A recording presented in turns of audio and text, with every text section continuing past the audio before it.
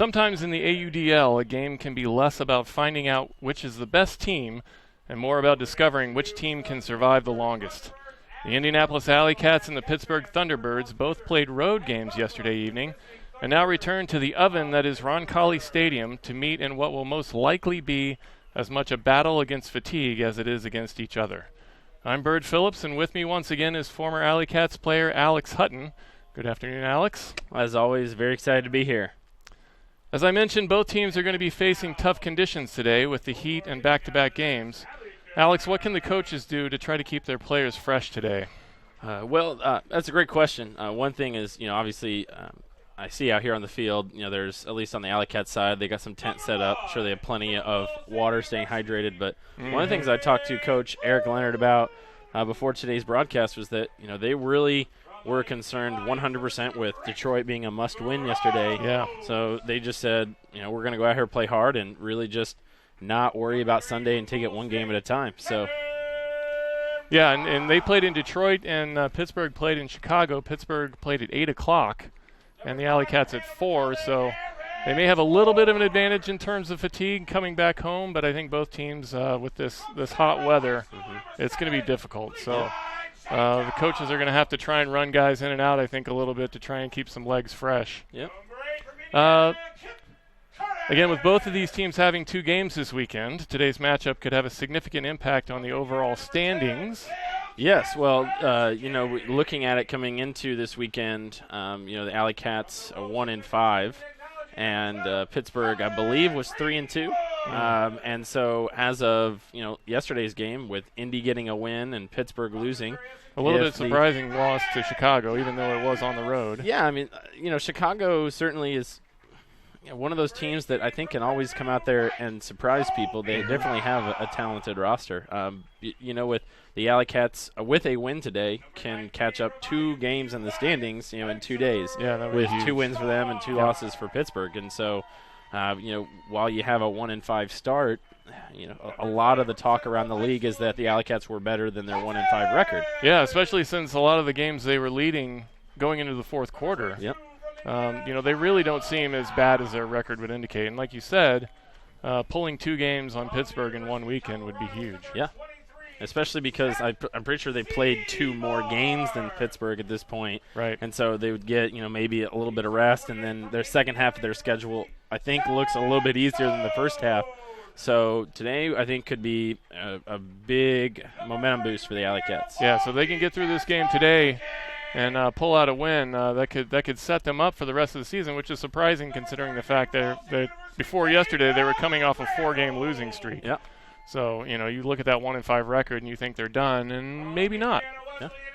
These 2 teams have been very evenly matched over the past 2 years, each winning 2 times, with the most recent game earlier this season being a heartbreaking 1-point loss on the road for the AlleyCats. We're glad to have you with us today to see if they can avenge that loss on this Universe Point Productions broadcast presented by Indiana Farm Bureau Insurance.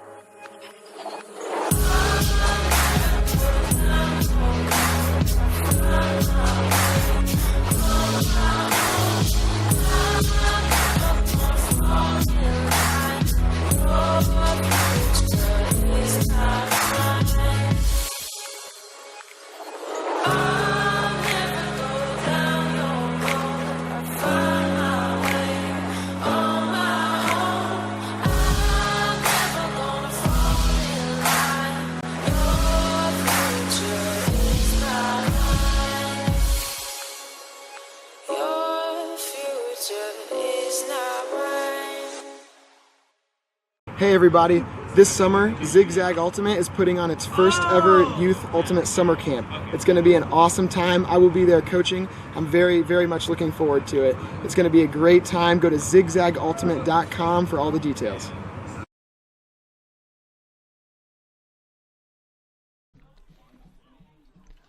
We would like to take a moment to thank our sponsors. Today's broadcast is presented by Indiana Farm Bureau Insurance. Find your local Marion County agent at infarmbureau.com. Indiana Farm Bureau Insurance. Stop knocking on wood. Today's broadcast is also brought to you in part by Health Zone Chiropractic. Enter the zone of peak performance and all-around great health. 5 Ultimate. Supporting Ultimate from the end zone to the dance floor. Disc Store.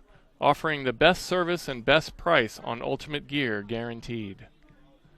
BE Ultimate. Ultimate players making Ultimate gear for the Ultimate community. Layout Ultimate. The most durable Ultimate gloves. Layout Ultimate, what the pros wear. Indiana Ultimate Foundation. Supporting Ultimate at all levels in the state of Indiana. And of course, the Indianapolis AlleyCats.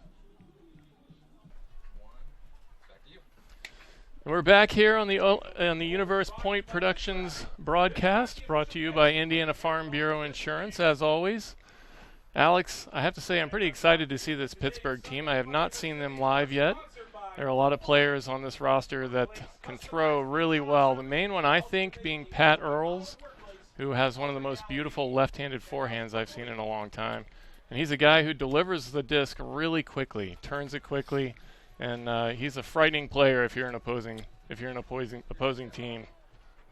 Yeah, I think if you're a fan of good ultimate athletic players, like you said, quality throws, I think today is going to be the perfect broadcast for you. I think it's going to be an exciting game. I'm looking forward to seeing what really both teams, as you said, bring to the table, and I think it's going to be a good game. It should be full of great plays. And I think this is exciting stuff. Yeah, and I think most of the games that they've played against each other, they've had quite a bit of points on the board. We know the AlleyCats, that generally is their modus operandi. If they're going to win, they need to score a lot.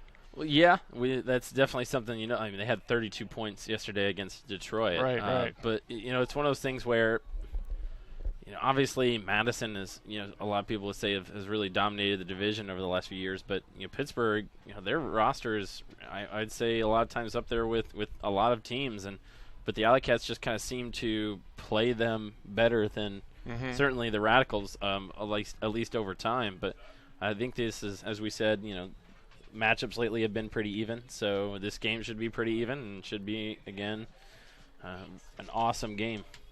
Here comes the opening poll brought to you by the Indiana Ultimate Foundation. The IUF's mission is to promote the growth and development of Ultimate at all levels in the state of Indiana.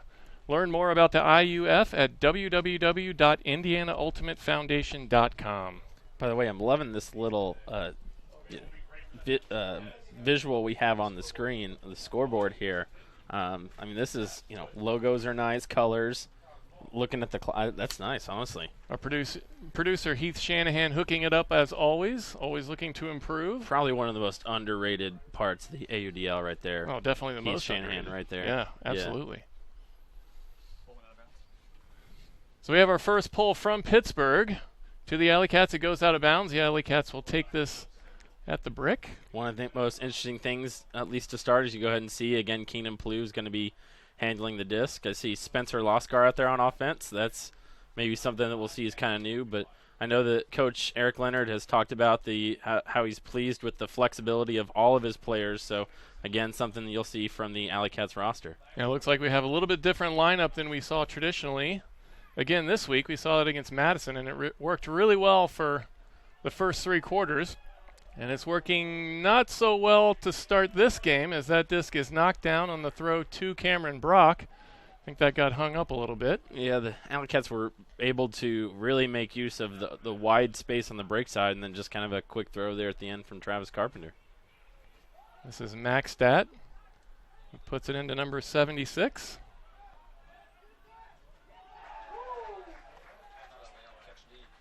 Travis Carpenter with the D, gets it back to Brock. Brock sets it up to Sohn. Sam Sohn in the middle now. Sends it far side to Brock. And there's Plew looking into the end zone. He's got Gross for that first score, and that's a good start. Yeah. Again, another big play from Travis Carpenter. And, again, I think one of the things you're seeing early is again, the wide field is certainly coming into play. Very hard to defend all the way across, and if you're able to kind of get a nice little float on the disc. We'll see this catch D from Carpenter now. Right away, an early candidate for catch of the game. Yeah. And brought to you, as always, by Layout Gloves. Travis Carpenter going to work early in this game. Let's see a replay on this score now. Keenan gets that forehand up in the air, and Gross goes up and gets it for the score. So 10:54 to go now in the first quarter. AlleyCats up 1-0. They take that first lead of the game. In the past, we've seen they've had quick starts. It's always that second half that they have to work to get going. Mm-hmm. Now Pittsburgh back the other way, and it's on the ground. So the flexibility of the AlleyCats coming into play here. You see the two handlers on the D line right now, Ames and Cox, who have played a lot of O in their lives. Here's so Levi Jacobs. Gets that perfect throw into the end zone, caught by Hutton. That's number 20 with the score, Levi Jacobs. Beautiful forehand. Gets that first break for the AlleyCats, and they go quickly up 2-0. Wow. Well, you're definitely seeing the AlleyCats are coming out ready to play. Oh, just a beautiful score on that replay. You see Hutton getting those toes on the line. Saw a similar play from the Dallas Roughnecks like that on SportsCenter Top 10 last night. So, I'm just saying, maybe, I've been saying it a lot, hashtag Top 10. I'm not in a prime position to send in videos right now, so if there's anyone out there, might want to take care of that for us. I would back that. It's still early in this game, though. 10:32 to go, and we have two great plays already from the AlleyCats. So that is a good sign. They had that road game yesterday, and they are ready to go already today.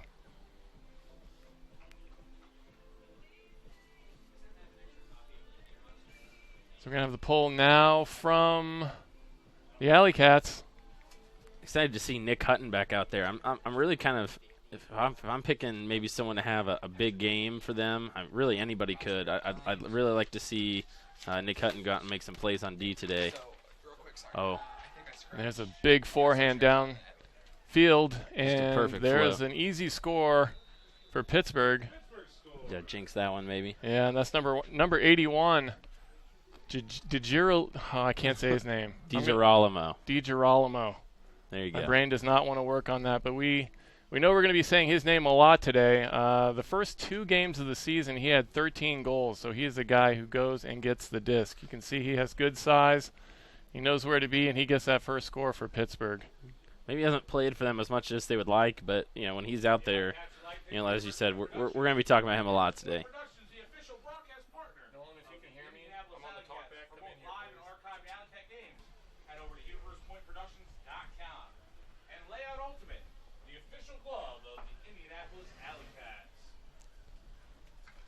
So here's the left-handed pull from Pittsburgh. And that's going to drop to Samson. He has to go back to get that, and it's on the ground. Right on the edge of the end zone there. It's going to set up well for Pittsburgh. And Max, and there he goes for the D, unable to get that. That was Schwartz. Oh, man. There it is. Wow. Rick Gross gets it back. Sends it to Plu. Plu back to Sohn. We're looking at our flag off to the right here, and we can see that the wind has picked up quite a bit here in the last few minutes. Nice inside break throw there from Carpenter, and then Brock. Oh. Brock, and Gross gets turned around, gets his hand on it, unable to come down with it, though. Wind is definitely having a little bit of an effect right now. Yeah, you can see the change.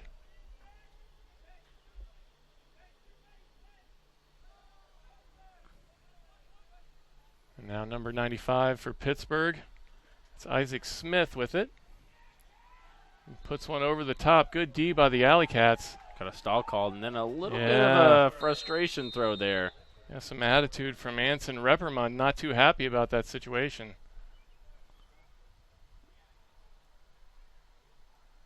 The AlleyCats going to take this on the sidelines. I think the referees are maybe talking to Reppermund about that. Something you don't see all that often in the AUDL. Nah. So here's Keenan Plew. He gets it in, and that's Carpenter. And back to Plew with the dump. So Plew again needs some help. He's got Gross. Now the AlleyCats on the move back to Plew. You can see Plew working that center handler position tonight. And Carpenter back there with him, and that's a good combo. Oh, yeah. Very athletic combo. Very in the solid back. handler combo there for the AlleyCats. That could be extremely useful today. Again, we talk about the wind here, so you can be very patient on these throws. Perfect find by Carpenter. Gets Plew in the end zone. Again, just like we said, those two guys working together. Yep. That's going to be dangerous. Took a few minutes off the clock there. Down to about 8:37 now. 3-1 now. AlleyCats up over the Pittsburgh Thunderbirds. 8:37 to go here in the first. Definitely seeing both teams kind of maybe underestimating the conditions out there a little bit. I don't know, just a few rush throws. I don't know. Yeah, AlleyCats able to capitalize. Going to have to be patient with those throws going into that wind, as the AlleyCats were doing on that score. They worked it out, though, and like we said, you saw the replay there, Carpenter with that forehand to Plew. And Plew on the run, and that's something he's done a lot of in his career. But now it seems he's been moving to the back of the field, but he can still get to the front if he needs to. Yes, I've been saying a lot over the years, he has to be one of the hardest players to guard in the whole AUDL, and I think he gets recognition for that quite a bit, which is good, well deserved. Nice spread, different spread out here for the Pittsburgh Thunderbirds. It looks like they had 3 handlers to start, kind of staying with that a little bit. Here's Thorne. He gets it back to Jack Slavin, is number 88. Ooh. Had kind of a little bit of a head collision out there near midfield. Looks like Wally Kasperzicki for the AlleyCats. I'm not sure who that is for the Thunderbirds. Yeah, Kasperzicki looks dazed. Sure, the heat certainly can't be helping with that right now. Right. Hope both those guys are all right. And they say that Ultimate technically isn't a contact sport, but there are definitely bodies flying around all over the place. And when they collide, it can be bad for both parties. You see the Thunderbirds still on the ground. Kasperzicki is up and walking off, so that's good for the AlleyCats.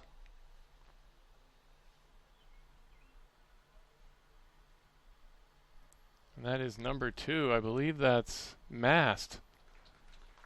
It's John Mast, one of their main handlers. So if he's out for an extended time, that could be a blow for this Pittsburgh team.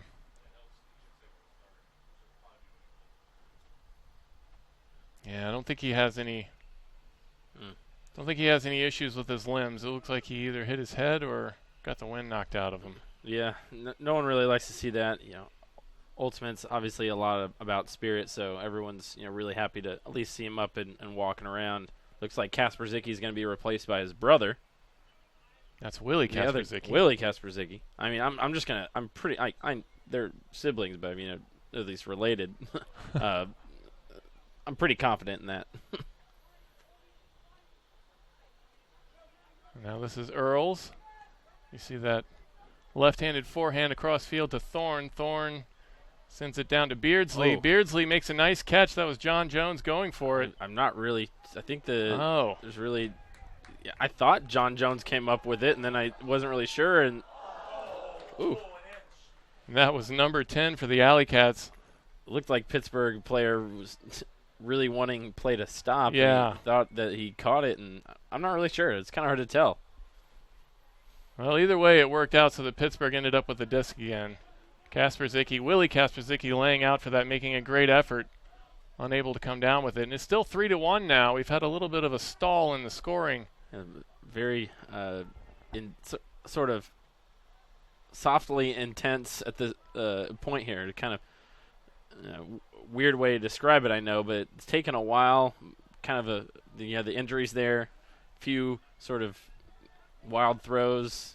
We'll see. It's kind of I think a early major point here for Pittsburgh. They don't want to go down 4-1. Here's the forehand to Earls. Earls looks for that forehand into the end zone. He's got his man. That's Beardsley, lays out, unable to come down with it, though. It's definitely, I think, a nice option to take there. The throw was there. Just, again, didn't execute. So AlleyCats with another opportunity to get another break here early. And Earls put that in a very good spot. Just a little bit too far to the outside. Here's Kasperzicki coming back the other way. And this is Granholm. There's Jacobs with the big backhand. Cuts it back in on the run, and it's caught. You can hear the smack from up here. Yeah, I heard that one. That was Levi Jacobs. All right. Mike Kobira, number 18. We couldn't see who that was at first. Mike Kobira with a great running catch. Forehand from Levi Jacobs. Thank you to our producer, Heath Shanahan, for the call on that. One thing is consistent. Things change. When they do, your insurance should too. An Indiana Farm Bureau insurance agent can review your current policy and check to see if you're paying too much or covered too little. Find your local Marion County agent at infarmbureau.com. Indiana Farm Bureau Insurance. Stop knocking on wood. Here's Nick Hutton with the pole. And you can see that going into the wind, and it lands short. And we have the double team now. And that is quickly broken. Now number 6. That's Reppermund. Has to make the dump. And there's another sketchy throw, but number 95, Isaac Smith, comes down with it, sends it into the end zone, and that's Kobira with the D. Yeah, very quick hands from him. He read that one very well and just kind of got his hand out there. Yep. So the AlleyCats with another break opportunity, and like you mentioned, Pittsburgh looking a little off so far in this game. Here's Granholm, sets up that big backhand. He's got a man, might be a little too far though. Yeah, he's throwing that into the wind. I think maybe thought that was going to hang up a little more than it did. That thing just took off. Again, I like the look. I really do. I mean, yeah, he had his guy. Z-Barth had plenty of room to run that down. Wind just kind of kept sailing farther and farther away from. So now the AlleyCats set up that double team on the goal line. Ooh.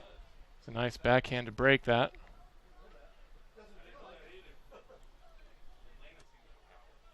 Here's Max Stat. Gets one over the top.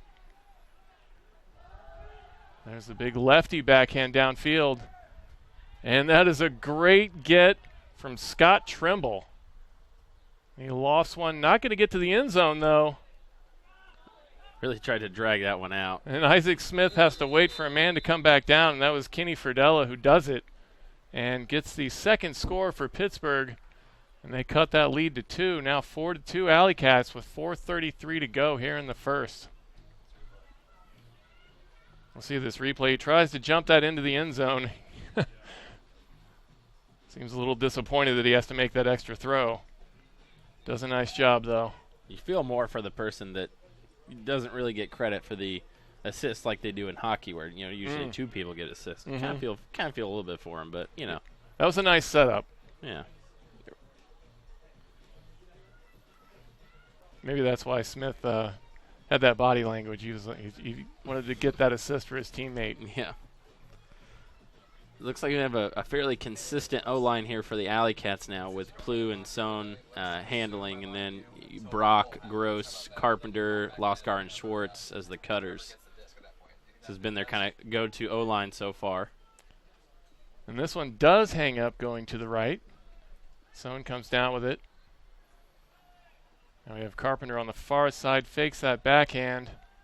For the most part, the AlleyCats have done a really good job where the deep looks have been there, but just trying to wait for the right, not just the right look to be there, but just for the right body positioning to be there also. So they're really making a good, their decision making has been great. Schwartz makes a perfect cut on that.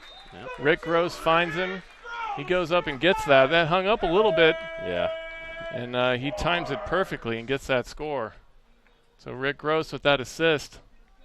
One interesting note here is maybe the fact that he's kind of on the left side of the field, throwing it to the left side of the field, but again, the mark really wasn't there. He didn't really have much pressure on the huck there, so I think that's part of the reason why he threw it, is that he kind of felt really comfortable, especially with the mark kind of being off him, making that throw, and then just was able to use, I think, the wind to his advantage, because a lot of times we say, if you're kind of closer to the sideline and the person making the deep cut is on that same sideline, you don't really have any sort of room for error. It's kind of the same third of the field, as we like to say a lot of times in Ultimate. So, but I think in that case, again, with not really having much pressure on the mark and the wind being a little bit of a factor, was able to complete the throw. Excellent point, and that was a very good layout from number 43, Jake Rovner, to try and make that D on that play. And he put his body on the line and didn't come down with it, but give him props for that effort. Yeah. Not only did that roll out, but that went kind of significantly down the field. So the Thunderbirds there having to make up a lot of room, and sort of uncharacteristic quick turnover there for them. Yeah, Unforced turnover there. Jimmy Towell puts that on the ground. I think he was turning before he caught it, and that happens.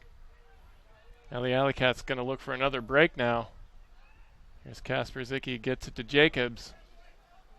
Jacobs has been dangerous so far in this game. Gets it to Cox. Cox, as we said, a handler, and he puts it out to Jacobs, and Jacobs goes and gets it. Talk about sacrificing your body. Yeah, you saw him make that. A lot of times, when you're cutting downfield, you get like eyes on the sides of and back of your head. You just kind of know where people are, and you kind of see him here. I'll take a quick look and see.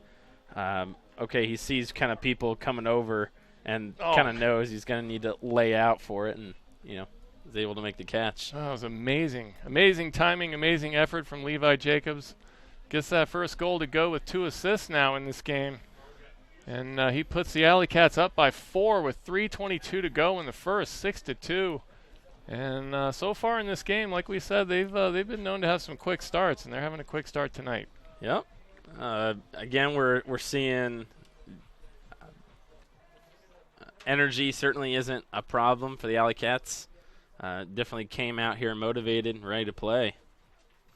But again, I think they're definitely using the depth of their roster to their advantage right now. Yeah, and like we talked about, these back-to-back games, both teams on a back-to-back after a road game. And, of course, this is still a road game for Pittsburgh. Yeah. But, it can be tough. It can be really tough on a back-to-back for a team that's been on the road for 2 nights. Yeah, seeing a lot of players get some points for the AlleyCats now, definitely using all 20 players to their advantage. Got a couple tenths on their sidelines, so they're buying all. They're all in today for sure. AlleyCats have come ready to play.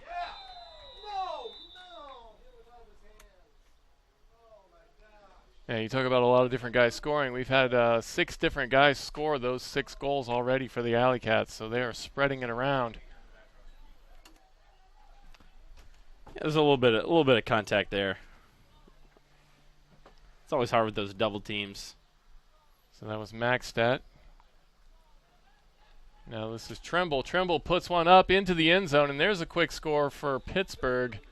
And that may get them flowing a little bit. That was number 6, Repperman, who gets that goal.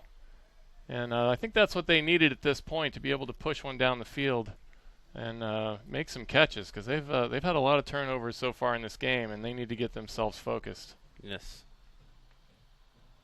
You see Repperman with that score. He was a little frustrated earlier in the game, and probably not frustrated with that, though. That was good flow from Pittsburgh. Today's broadcast is brought to you by the Indiana Ultimate Foundation. The IUF's mission is to promote the growth and development of Ultimate at all levels in the state of Indiana. Visit them online at indianaultimatefoundation.com. So now the AlleyCats O-line ready to go from left to right. They're going to go into the wind now. Probably going to see that on this pole. And another deep one comes down to Samson, right on the goal line. And Pittsburgh with the double team now. And that is a soft dump from Plu. He was in trouble, and he gets that out of there, but just barely. Yeah, right at the last second there. The AlleyCats, everyone deep set up right now, and this is Gross. He's got that forehand. He's got a man. It's Schwartz again. He goes up and gets it. That's the second beautiful catch from him today. Gets another goal. That's number 2. What he lacks in height, he definitely makes up for in timing and body position, which very helpful. And Rick Gross also with 2 assists, and both of those to Max Schwartz. You see the replay on this. He's not a big guy, but he's got perfect timing right now. Believe he has those characteristic bright yellow shoes that we love to see. Always know where he is on the field. If either team gets a Callahan in today's game, 5 Ultimate will offer a 10% discount from their store for the next 24 hours. If a Callahan happens, we will be given the code and share it with our viewers. Thank you to 5 Ultimate, as always, for their support. New sponsor for us this year, and they have been great so far.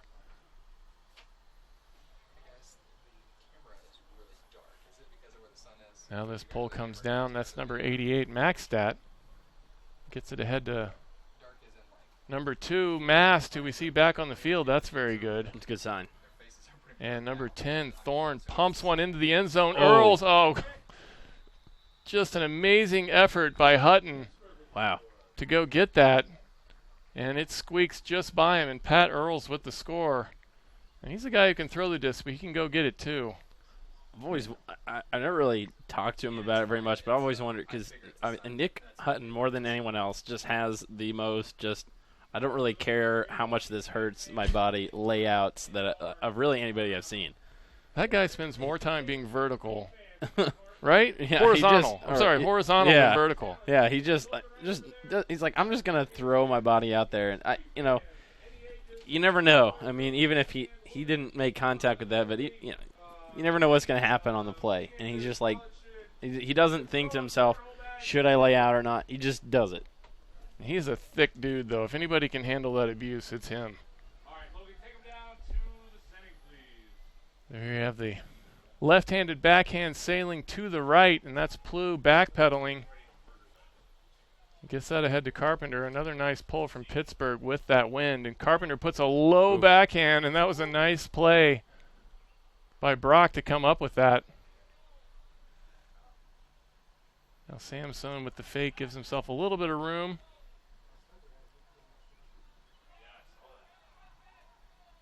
And Loskar has to make the dump to Carpenter.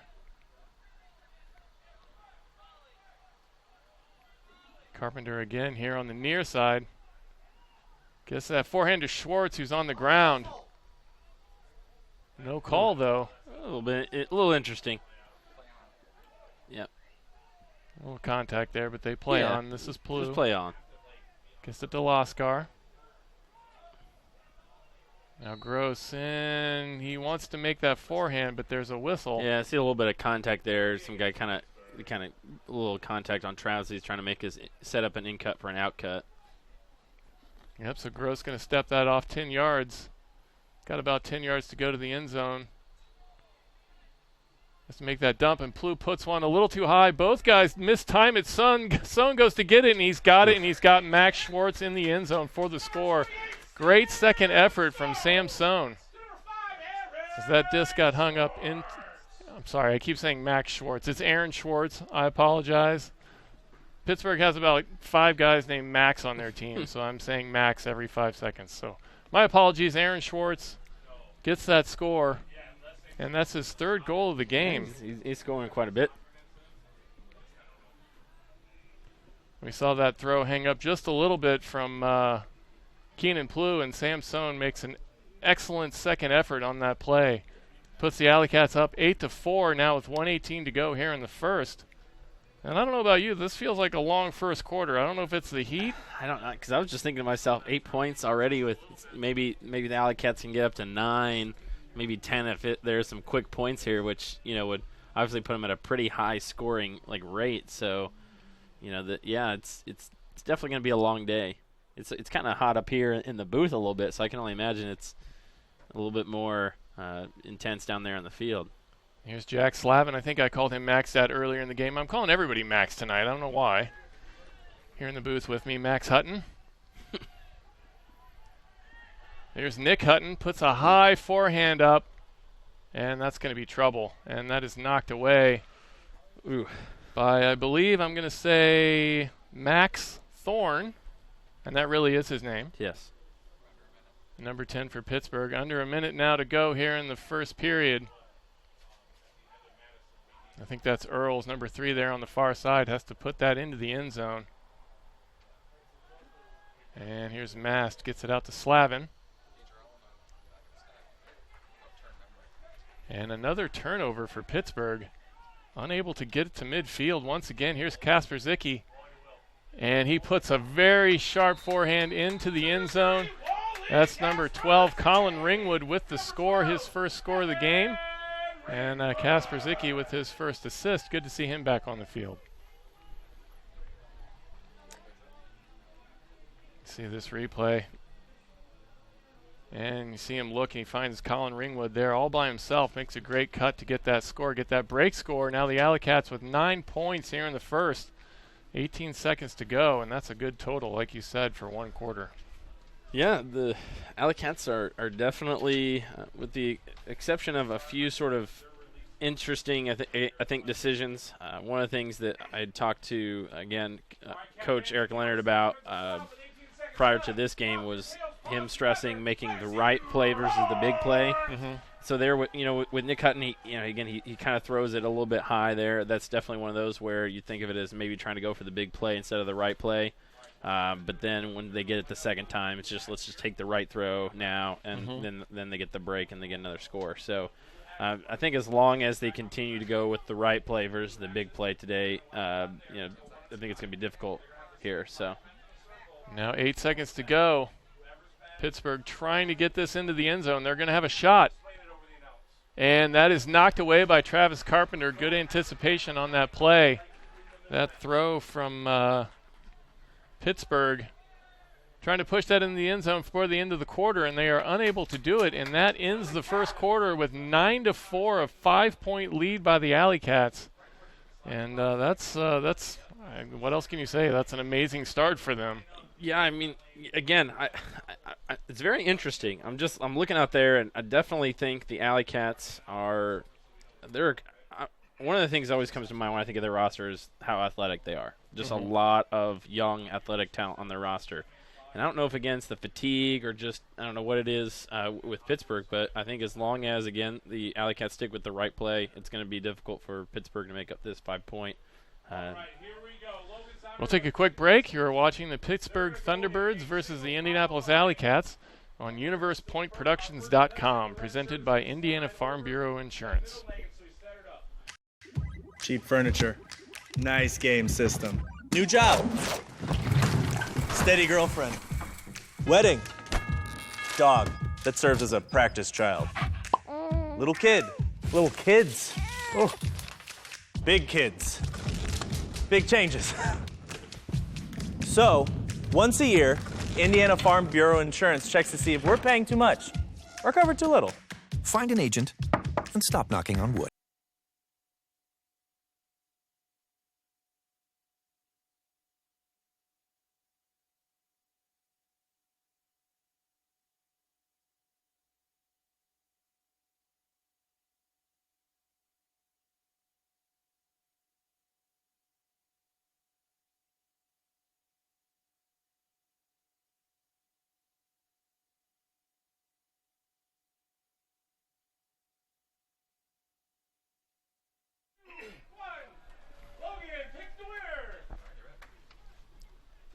So we're back with you now. Indianapolis AlleyCats versus the Pittsburgh Thunderbirds. Indianapolis AlleyCats go into the second quarter with a 5-point lead, 9-4. And Alex, like we talked about during the break, it's hard to tell if this is a result of the AlleyCats having good defense or Pittsburgh just making a lot of mistakes. I think, honestly, right now it has to be more that Pittsburgh's making mistakes. AlleyCats have had a couple big plays on D, but they're getting those break chances and converting them. I'd be interested to look at the percentage right now. It's pretty high. It's got to be easily over 50%, which is certainly very good for them. But, just being up 9-4. And, again, I think being able to use their whole roster is going to become very key as we get closer to the fourth quarter here. Right, and, that was just the first quarter, and in this heat, we'll see how this game goes. Once they get into the third and fourth quarters and both teams are wearing down, it may change the complexity of what we're watching. Mm-hmm. We'll see this big backhand pull from Granholm, and that floats straight down. That's John Mast who comes up with it. And here's Pat Earls. And I guess that backhand, he's got one guy, and it goes out of bounds. And, that was definitely the wind pushing that.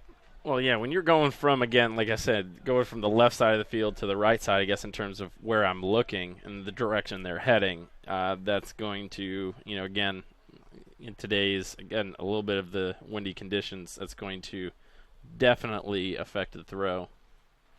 Yeah, and I think Pat trying to get himself going a little bit. He hasn't been too much of a factor yet in this game, but Levi Jacobs has been a factor. He's trying to, and it comes down. Oh my goodness. That was number 22, Kyle Cox, who put that way up in the air. I think 4 different guys touched that. Did he say Cox to Hutton to Jacobs to Kobira? It was Kobira who came down with it finally, but that's why you follow the play. So who gets the assist on that? Cox gets the assist, and Kobira gets the goal officially. But there's one. Hutton hits it, and then it looks like Hutton, and then Kobira, I think he catches it and immediately kicks the disc. I want to say all 4 guys touched that. I don't know if Jacobs got a finger on that or not, but that was pretty close. That goal was brought to you by Zigzag Ultimate. Find out more about Zigzag's Ultimate Summer Camps at zigzagultimate.com. Travis Carpenter, our AlleyCats player, is a coach at that camp this year. Should be a good time. Good to have them on board as a sponsor. So now this pull comes down to Pittsburgh.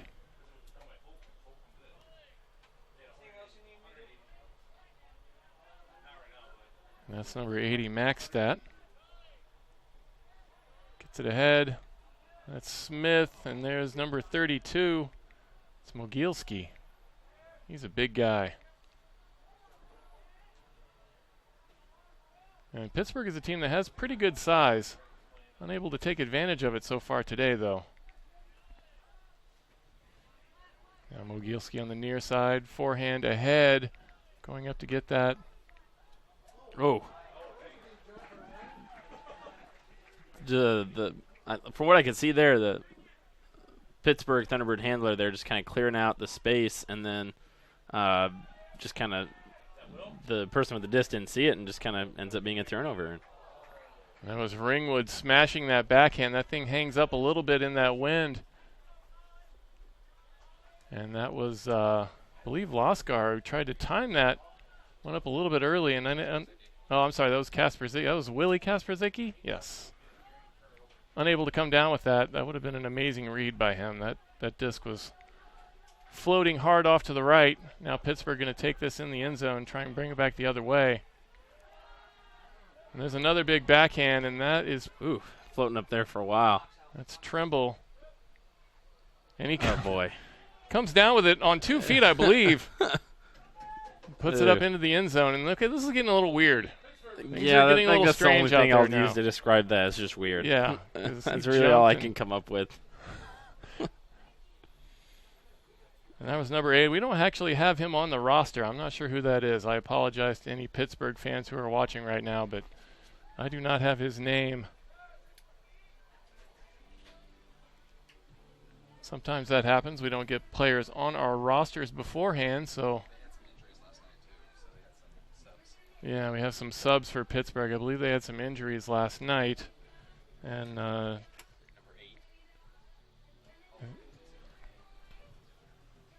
know that Tyler, I'm going to mess his name up again. Heath, how do I say that?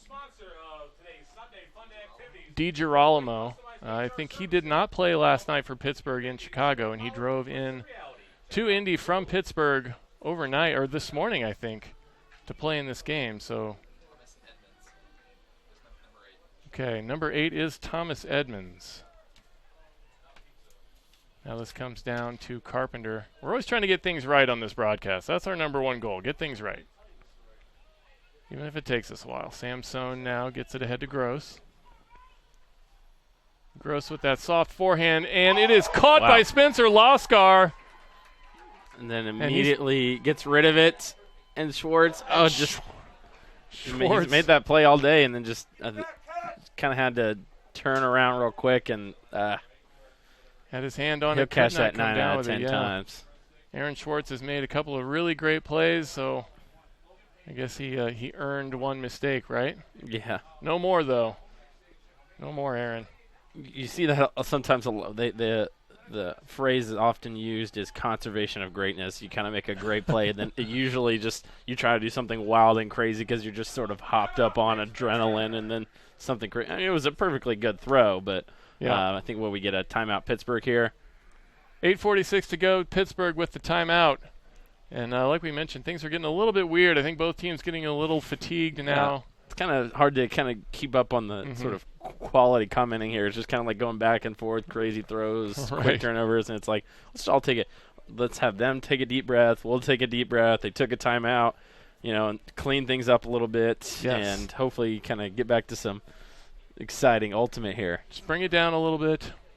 10-5 now. AlleyCats still with a 5-point lead. Today's broadcast is sponsored by Dr. John Rimple and Health Zone Chiropractic. Proud to support and provide peak performance for Ultimate in Central Indiana. Visit us online at healthzonechiro.net. That's healthzone, CHIRO.net.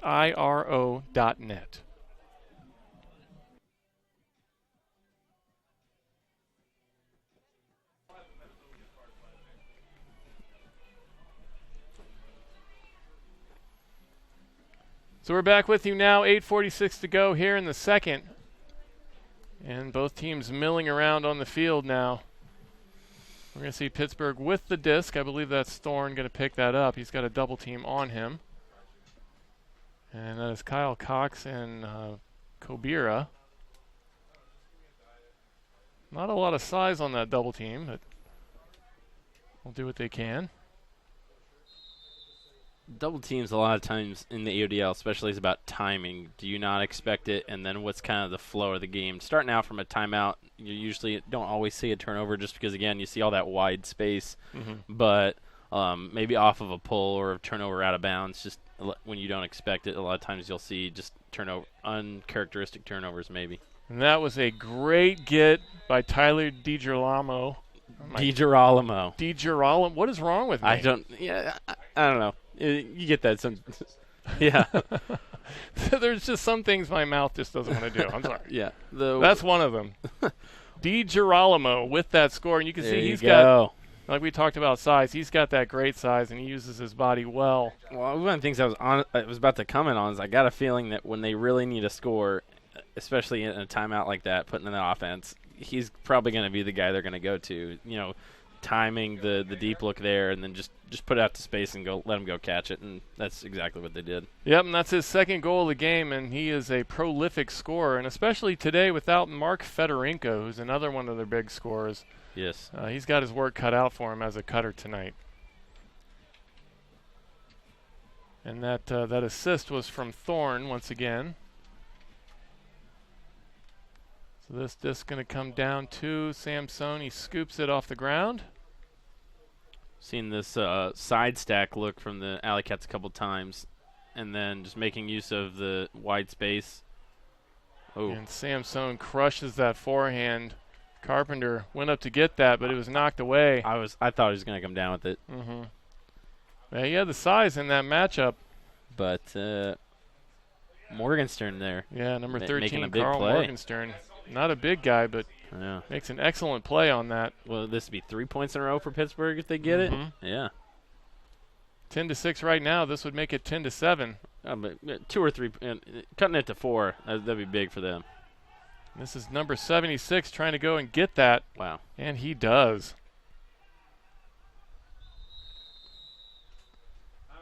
And we're going to have a timeout now and get that O-line on the field. Okay. Interesting. Yes. Interesting. Maybe it was just because of the fact that that traveled about 60 yards in the air and most of their players were downfield. Yeah. Today's broadcast is brought to you by Zigzag Ultimate. Zigzag Ultimate runs youth camps and adult clinics in Grand Rapids, Michigan, offering both overnight and day camp options. Campers will be coached by some of the best players in the world, including the AlleyCats' own Travis Carpenter. Find out more about Zigzag Ultimate, find out more at zigzagultimate.com. Travis Carpenter, again, one of the AlleyCats kind of getting some recognition lately. So I was on Twitter actually earlier today, and I saw UltiWorld released their kind of like their all-division all-star teams. So each division they released, they had to pick 7 players for an all-star team for each division. The only AlleyCat that made the list was Travis Carpenter. And one of the sort of the big points they made was that when he is on the D-line and they have a break chance, meaning they get the D, they're trying to go for the score, they convert 32% of the time, which is actually equal to the average on the entire Madison Radicals roster. So, obviously, again, like one of the things I mentioned to you is that's a little bit skewed because maybe there are some people that have only had 1 or 2 chances and didn't get any, so that's a 0%. But still, it's again, they just talk about the fact that really offensively, defensively, all the stats go up when he's on the field. That's Max Soren on the goal line, and he gets that score right away for Pittsburgh. He gets that assist for Pittsburgh. And I believe that's Reppermund who got that score, number 6. So like you mentioned, Pittsburgh now turning this around. AlleyCats still with a 3-point lead, but they've lost some of the momentum. Yeah. Chip away maybe a little bit at a time, and you never know. And right now we're at 10-7, and AlleyCats, big point here, I think, really need to come down and get a quick score, or at least just a score. Yeah, you almost get the sense that, you get the sense that Pittsburgh had those road legs there in that first quarter, and they're starting to get them under them again, and they're moving the disc quite well now, and their defense is getting a lot more opportunities than they were in that first quarter. So really for them, it's about not putting the disc on the ground, though, because like we said, they made a lot of mistakes. Yeah. And if they can clean that up, they're going to be right back in this. Yeah, well, I'm sure their coach and their captains shared in that timeout, let's take a deep breath, and we're better than this, let's clean it up. And sure enough, they've gone out there and they've done that so far. Sometimes just a well-placed timeout in Ultimate is one of the best things that you can, one of the best medicines, I guess, so to speak, especially for a deficit like the Thunderbirds had. This is Loskar, gets that forehand. Sends it to Gross. Gross with the dump. And he goes center there, and he has to go down and get that throw from Plew.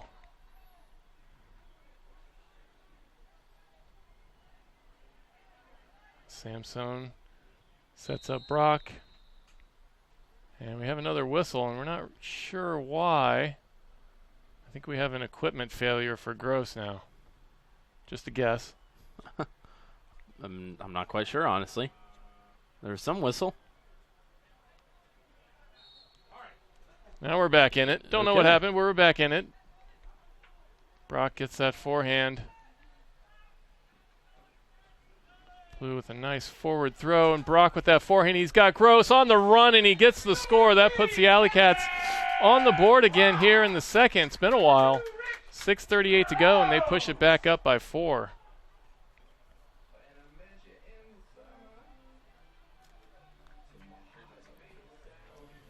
Here's the replay. You see Brock with that nice forehand cutting back into the end zone. And Rick Gross on the run. He's got, I believe, his second goal to go with 2 assists now. And he's the guy who has his legs under him, no doubt. Mm-hmm.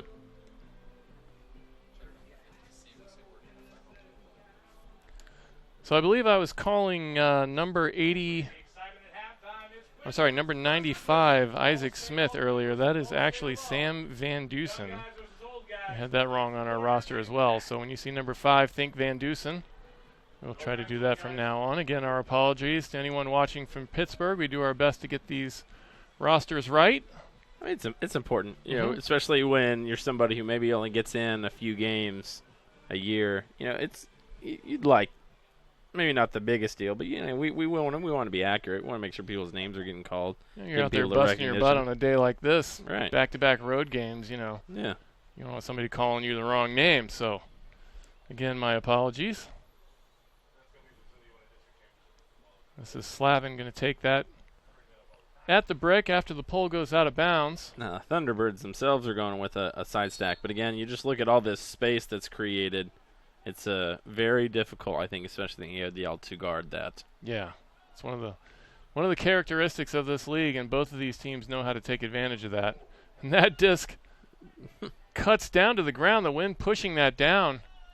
That was Slavin making a nice play on that to save that. And DiGirolamo puts it right into the hands of Nick Hutton. Hutton with a very nice play. Now the AlleyCats looking for another break opportunity. I believe this is their first one of the second quarter now. Don't see too many hand blocks. That's no. You know, that's especially on DiGirolamo. That's good stuff. And now Hutton back the other way, and they are up against each other once again. And neither of them able to come down with it, but that is going to go back to Pittsburgh. And that's a tough assignment for Hutton to go up against a guy that big. Definitely when he's already got a little bit of the height advantage, when he goes up, you're kind of almost forced to jump. And I think maybe that's one of those where sometimes when you're on defense, you can kind of jump and get the offensive person to lead their feet a little early too. Yes. But obviously he has a big obstacle to overcome in the first place anyway. Back the other way, Repperman puts the forehand up, and that is a nice throw. Great catch from Beardsley. And the AlleyCats had that break opportunity, wanted to push it up by 5, but Pittsburgh comes back quickly the other way and cuts it to 3. 11-8, now 5:16 to go here in the second. And this has become a game. See the replay here. It looks like Kip Curtis got a finger on that. That was Ethan Beardsley for Pittsburgh. Able to swipe it.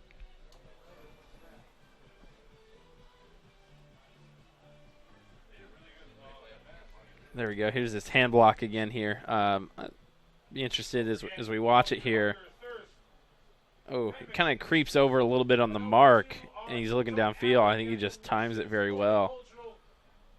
I mean, I think that's even harder than it seems. You just kind of have to position yourself correctly. You're not going to see that too many times, but that was a good play. Nick Hutton probably a little disappointed that he was unable to dive for that, though. And there's Schwartz. He's been stomping on guys all night. They've been making some fair amount of contact with him, though. I don't think he's certainly not asking for that. That's the second time that number 43 Jake Rovner has been under his feet like that, and I think he got hurt a little bit. But I don't know if Aaron Schwartz is. I almost called him Max again. My God, I don't know if he's too happy with the way he's been having to step around him on the ground. Yeah, that's one of those that gets old very fast. Usually after the first time it gets old, and that's happened about 3 times I think today. So that's definitely something that you even want to be careful. Laying out can sometimes be a dangerous play, so you kind of want to watch that. Speaking of laying out, yeah, there you go. Another opportunity for the Pittsburgh Thunderbirds here. Yep, they're going to try and get this break. That was number 76 on that play. And he gets it in the end zone. I believe that's Tad Weiss. We don't have his number either, actually. Like we said, Pittsburgh has a lot of replacements today because of some injuries yesterday. And of course, always on the road, teams are going to have different guys that they bring than their standard home rosters. So our apologies once again. Number 76 with a great score. For Pittsburgh, we don't know his name, but it was Dylan Tranquillo, I believe. Yes, Dylan Tranquillo. Number 76 for Pittsburgh with an amazing effort there, and that cuts that lead to 2 now. AlleyCats going to have to get this going. They're going to be going with the win now, so hopefully that helps them with some of these throws. The official gloves of the Indianapolis AlleyCats.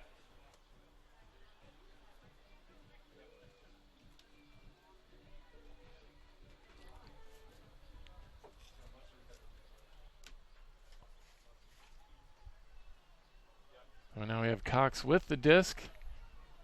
Looks like he's running on the O-line now. The AlleyCats, he's been on the D-line also tonight. This actually looks like the D-line. Oh, yes. I'm sorry, this is D-line the D-line. playing O-line. Yes. You'll sometimes see that O-line got broke there a couple times, so just give them a nice little break. And, well, another D-line chance does here the for same the thing. Thunderbirds. Yeah, that's number 15, Trimble, with the knockdown. Now Pittsburgh back the other way. They're going to try and cut this to 1. And they absolutely have the momentum at this time. This is Ferdello.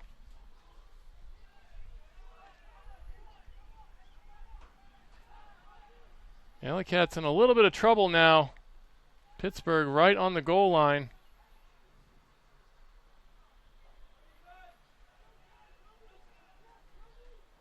That's 71 whistle, and he's unable to come up with that. Cox called foul. Oh, Cox with the Integrity rule. integrity rule call. Makes the call on himself on that play. So Whistle's going to take this. Weisel, I'm assuming it's Weisel. He's going to take this on the goal line. And that was an amazing catch from Pittsburgh. I'm not sure who that was yet. That was I thought that was not going to get there. And it does. So Pittsburgh cuts that to 1. This is honestly a look you see a lot in the AUDL when you have people that are such experienced and quality throwers. When you have everybody, like when you saw there, everyone's lined up on, I guess if we're kind of looking the direction they're going, on the right side of the player. All he's got to do is float it out there to the left side, and the player has already like a 1 to 2 step advantage because the guys stand on the other side of him. So, you know, you just kind of, a lot of times they'll just kind of walk and over and catch it and quick score. That was Steve Mogilski with that score. And, you know, it's one of those things where you got to put it where the defense isn't going to get it and hope that your guy can get it. In that case, Steve Mogilski, number 32 for Pittsburgh, did go get it. So now the AlleyCats going to try and maintain this lead. They've only had 2 scores so far, 3:10 to go here in the second quarter. And they put 9 on the board in the first quarter and only 2 so far in the second quarter. So that is quite a turnaround. A lot of credit goes to Pittsburgh, I think, on that. They've had some really nice D. And here's another one. Carpenter unable to come up with it. And the man who put that D on him now has the disc. He's got a man in the end zone, puts that hammer into the back of the end zone, number 76. That's Tranquillo again with his second score of the quarter. And that game is tied. Wow. Yeah, just like that. That's 7-2 advantage so far for Pittsburgh this quarter. Yes. Yeah. So it is a tale of 2 different games almost here in these 2 quarters. Sometimes I'll say, as the AlleyCats are taking a timeout here, maybe a much-needed timeout, a lot of times we talk about adding mistakes on mistakes on mistakes on mistakes, and it's just impossible to tell yourself, let's just kind of forget about all that. And especially now with it's like, okay, it's a 0-0 game, but with it being 11-11, it's all tied. There's no team has the advantage now. It's almost like you reset and just let's go back to playing the ultimate we were playing all along, making the right play instead of the big play, playing good ultimate.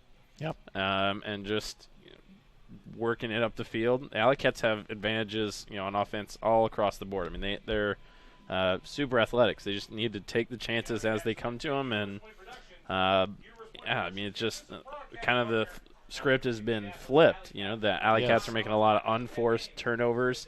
I think the Pittsburgh's getting maybe a few more D's than what the AlleyCats had, but I think the AlleyCats are just kind of floating it up there, and Pittsburgh's just constantly knocking it down and getting quick scores. And that's the other thing is, I think it was maybe a 2, 3, even 4-point game just a few minutes ago. Right. And every score for them has just been turn, quick break, turn, quick break, turn, quick break. And now all of a sudden we're looking at an 11-11 game. And so, I think a little bit more predictable that, when the AlleyCats jump out to a big lead, Pittsburgh's not going to give up. But as you can see now, we got 2 minutes and 42 seconds left here in the first half, and we're tied. Yeah, like you said, a lot of those D opportunities for Pittsburgh coming on high throws, chancy longer throws, and the AlleyCats need to to regroup and try and settle themselves down, maybe get a slower point here now. And we talk about no moral victories. You don't want to be the team that loses because you just made, I guess, fewer mistakes, if that makes sense. Yes. You want quality play right. to be the reason. You want to go out there and you want to know that you played better than the other team, not that you right. didn't play worse. Does that make sense? Yeah, sure. Yeah. It's the whole. You got to play to win, not to not lose. Yeah. Right. Yeah, as you'll see a lot of times, you just kind of dial it back when you get which is certainly not what the AlleyCats did. Mm-hmm. But yes. Well, and you see this in a lot of sports too, and basketball in particular. Team gets out to a big lead, and it's hard to maintain that. You see that again. I know what you're talking about. That's another thing you see. It's hard, especially when you're playing against the best at your particular sport. Yep. Yeah. Here's Brock on the far side. Gets that forehand to Gross. The AlleyCats able to get this down the field. Here's what I'm talking about, especially in that kind of tight space there. You wait. He's patient. Yep. Then Brock gets open. Then you take the good throw, and you get the score, right? And I think it would have been very easy there for Gross to think, all right, we got to get this score. I'm going to turn, kind of quickly look it to somebody. But no, he was patient. You'll see Sam Sones clearing out, everyone else clearing out, and then Brock makes the cut, and then, boom, they get the score. Yep, and that is Gross's 4th assist of the game, and I believe that is Brock's first goal for us. The AlleyCats put that back on the board, and they take that 1-point lead back with 2:02 to go here in the second. And, that's only their 3rd goal of this quarter, and that was a desperately needed one, so that timeout came at the right time.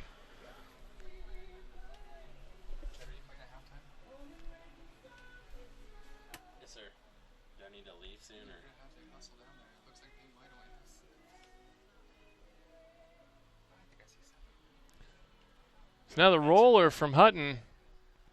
The AlleyCats going to try and set this up with the double team on the sideline, and they're going to get it.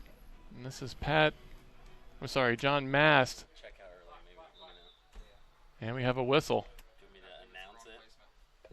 We have the incorrect placement. So now Mast is going to take this a few steps ahead. He gets this to Earls. Earls steps out with that left-hand forehand. He's got his man. A little bit of miscommunication, I think, in terms of they had the double team, had a lot of people downfield on the disc, and Pittsburgh had more people downfield on offense than AlleyCats had defenders. Yeah, and Repperman, though, he headed down the field. He didn't have anyone to throw it to. So Pittsburgh having to reset this. There's Thorne, gets it to the far side. Mast with the dump. Comes back to him. And puts that one a little bit low. That's Slavin who goes down to get that. He's had a couple of those tonight. And here's Earls, cuts that forehand into Slavin for the score. And once again, this game is tied. And Pittsburgh, you just can't believe how their energy has raised here in this second quarter. But, it's one of those things where they just smell blood right now. I think certainly much more so. Maybe not clicking on all cylinders on offense quite yet, but definitely much more efficient. And,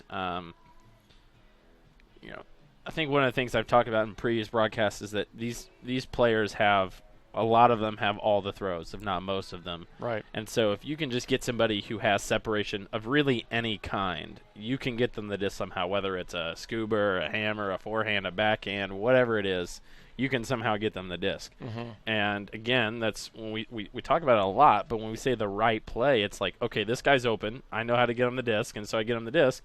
And if you do that, I know it sounds, again, a lot of times easier said than done. These players have the throws, and they can make it happen. You just kind of wait and take the right chances. Yeah, and a lot of it is just cleaning up those bad throws that they had in that first quarter. We talked about and Plu unable to come up with that. Pittsburgh can get their first lead of the game, I believe, right here. They have a good opportunity under 10 yards to go for this score now. They can get an easy break. I don't believe they have any timeouts left this half. Samson going out to get that. Unable to do so. Good effort, though. I'm not really sure how he caught that disc. I'm not sure either. That was an amazing play. And that sets up a score from number 43. Jake Rovner. He gets that disc in the end zone, and now Pittsburgh takes that lead. 28 seconds to go, and there's a good chance they're going to keep it going into halftime now. That was Maxstat. Just kind of threw the defender. Someone was standing there, perfectly reasonable, but just kind of throws through him. And this is changed quickly. What was 9-4? Indy had the first half advantage, and then now it's 9-3 in favor of the Pittsburgh Thunderbirds in the second quarter. Yeah, and a lot of it is, who can kind of get that flow going on both offense and defense and kind of meld that together. And Pittsburgh has been doing that here in the second quarter. Yep. It'll be interesting to see who comes out in the third quarter ready to go. Yep. The AlleyCats, 30 seconds to go now. Have a chance to tie this up, and that's a good amount of time. That comes down to Plew. That's Michael Ames now on the O-line in a position he's played a lot of. Maybe a little bit rusty, though. Tries to get that to Cox. And Pittsburgh going to try and put this up by 2. They have 12 seconds now. That's Van Dusen gets it to the far side, and there's Mogielski in the corner of the end zone. The infamous whistle, the Scoober. That's kind of one of the things. I've seen some highlights of him and Scoobers that he's thrown. I've seen him make full field, like one sideline to the other. I'm not even talking it floats in the air. Somehow throws a laser upside down.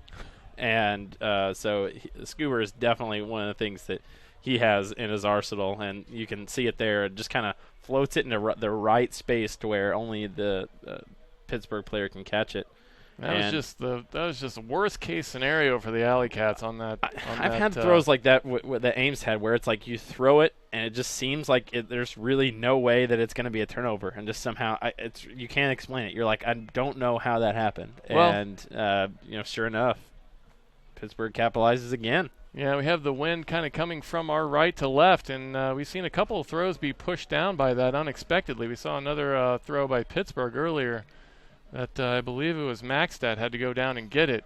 Well, if they can't get this score here in 5 seconds, we'll see here. But I'd be interested to see how many times in the AlleyCats history they've been outscored by 7 points in a quarter. Yeah, that was... I'd be interested to see that.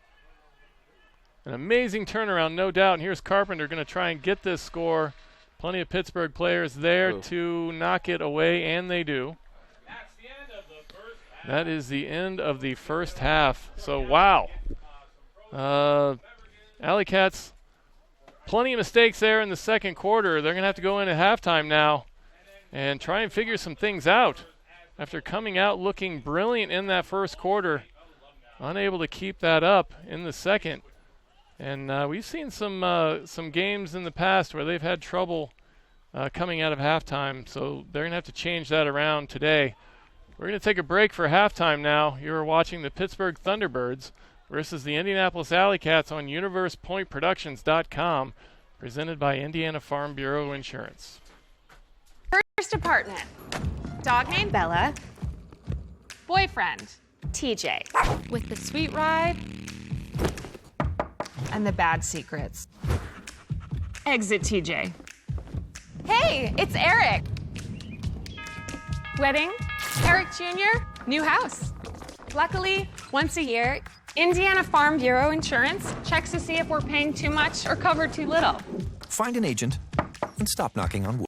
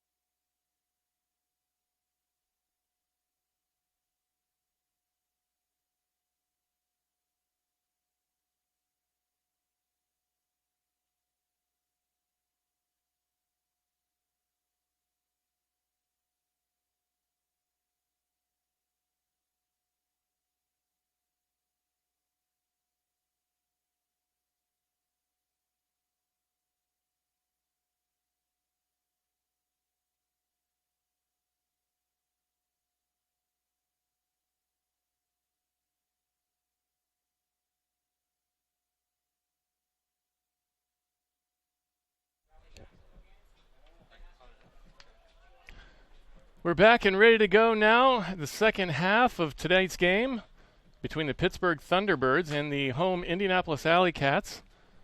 First thing we're going to do is take a look at the layout ultimate grip catch of the half.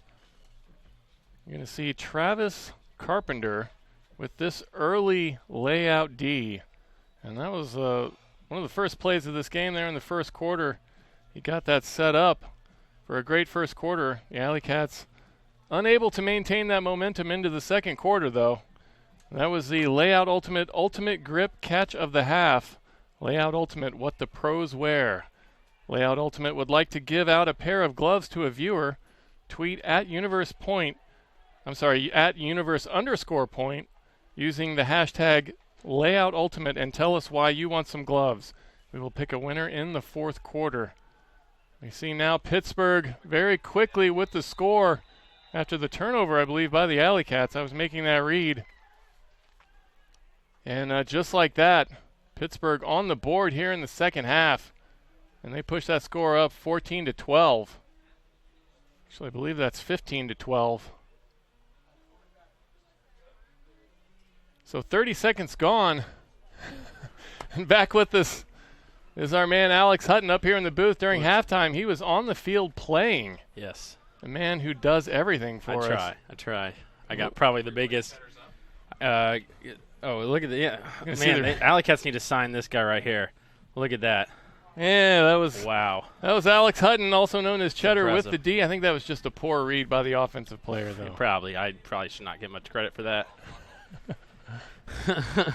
No, I got probably just like on the point before that. I have probably the biggest turf burn of my life. Like half of my left leg is now on the field because the skin has just been torn off. So that's gonna burn for like a few weeks now. I think the best thing about that replay was the two different colored shoes, though. Oh yeah, I get comments on that all the time. He's got a great They're style. the same cleat, just opposite colors.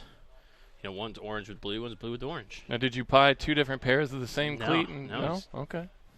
I'm a colors guy for some reason. I like to just have as many colors on as possible. Yeah, loving that bright orange with the red and blue hat.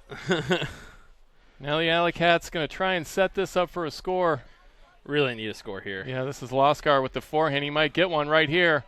And it is misread by Levi Jacobs. I don't know if he knows that it was Aaron Schwartz who came in behind there and got that score. Yeah, looks like he does. 2 cleanup scores for the AlleyCats today. Yeah, that was a big-time cleanup score by Aaron Schwartz. He read that perfectly. He saw that that was not going to come down to Jacobs. He's in the right place.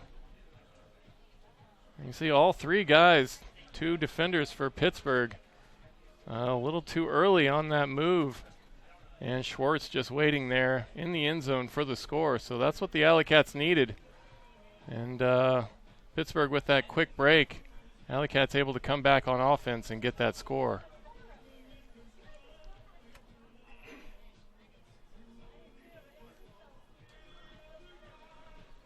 Now we're going to have the pull from, I believe, Nick Hutton. Ooh. Yep, and it's a low one. Big play here. Come on. And this is Mast.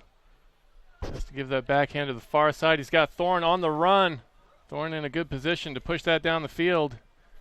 He does, gets that forehand. Now Pat Earls with it. Being checked by Casper Zicki.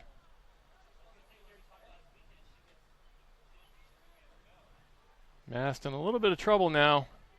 As Repperman comes up to save him. And he makes the dump. That's Slavin back to Repperman on the near side. And nobody heading for the corner. AlleyCats. Now we have a whistle. Another stall called.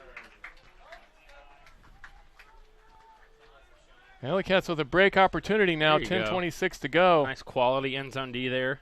Let's see if they can turn this into something here. Get a lot of momentum going. And that was Ringwood sending it down the sideline to Kobira. And Hutton looking at Ringwood. He's got a man on the other side, though. Granholm's going to have to turn on that. And he does, and he goes to get it. Perfect read from Dana Granholm. That was good. And I'm always impressed by his speed. He's a guy who can make that adjustment with no problem. Yep. Just what the AlleyCats needed. You know, good quality end zone D, working down the field. And that's just, I mean, Granholm has all that space to work with. All you got to do is just kind of float it over there. Yep. You'll see just right over a few defenders and get to the upside side of the field. There you go. So the AlleyCats knew with 2 scores here in the first 2 minutes of the third quarter, and that almost totals or matches their total from the second quarter altogether, right? Didn't they have 3 goals, 3 I points. think? Yep, 3 goals. Yeah, so 1 more now throughout the rest of this quarter, and they're going to match their second quarter output. And, they needed to come out here in the second quarter with a little bit more energy, and so far they have. Yes. Looking to tie this game up with a D now, and there's the roller from Hutton. Puts that out of bounds nicely. Pittsburgh a little bit slow to adjust to that.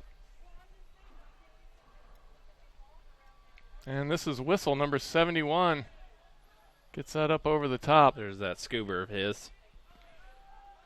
And there's a man in the end zone. Backhand floating a little bit long, though. And that was number 90, Jimmy Towell, unable to come up with that. I heard the AlleyCats really talking a lot about confidence and just cleaning it up, trusting that they can just get it 1 point at a time. Maybe not expecting it to be this quick here, but just coming right out of it. Pittsburgh scores coming right out of half, 3-point deficit, and then, then we AlleyCats come back with a quick chance, but can't convert, and now we're looking at maybe another 2-point advantage here for Pittsburgh. Whistle's going to pick it up, never know what throw he's going to make.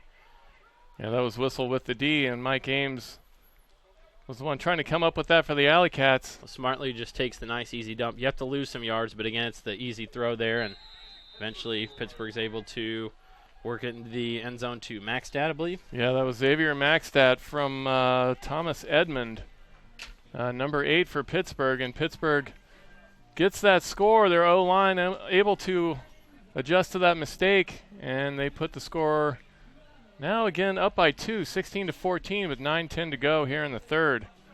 And there is no quit in that team, that is for sure. We were hoping that the AlleyCats would be able to gain the advantage once again in that seesaw game that we've had so far, but looks like both teams ready to go here in the second quarter so far. I'm sorry, third quarter. Second half is what I meant. Yes. You're down there running around on the field, and I'm just sitting here, and I'm the one making all the mistakes. Got to get myself ready to go. I wasn't going to say it, but.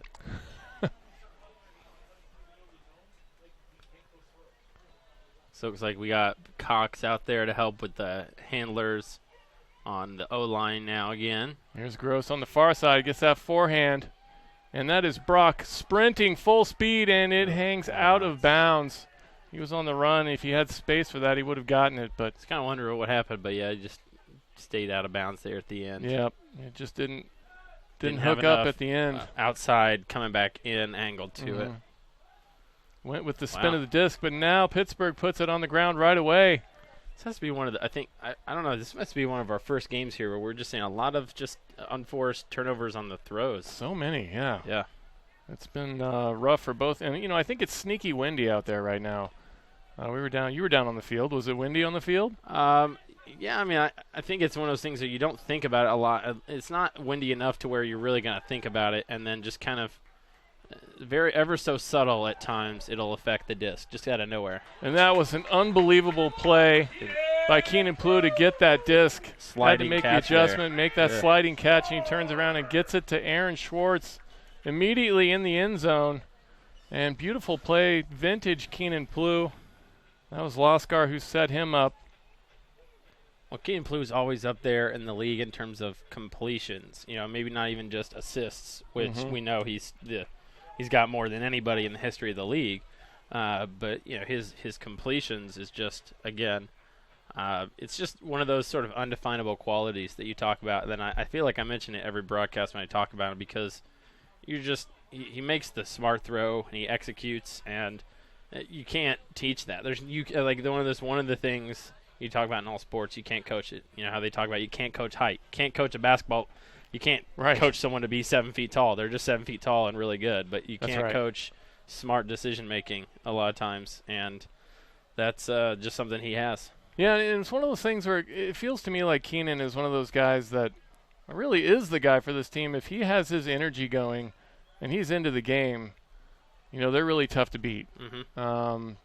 But he has to get himself going a lot of times. So we've seen games, honestly, where it seems like he disappears for long stretches of time, and the whole team seems to struggle. So I think it often that times can be where, especially when you're using a lot of players, I think what they're trying to do now is maybe what I should say is they're trying to intentionally, I think, get the disc in his hands more. Yes. By having him handle. And Right. I think that sometimes that's hard just in terms of how a game will be played, in terms of somebody. I think about sometimes maybe Cameron Brock. He's got more goals than anybody. He might not always have 10 goals in a game, but that's just because other people are going to have goals.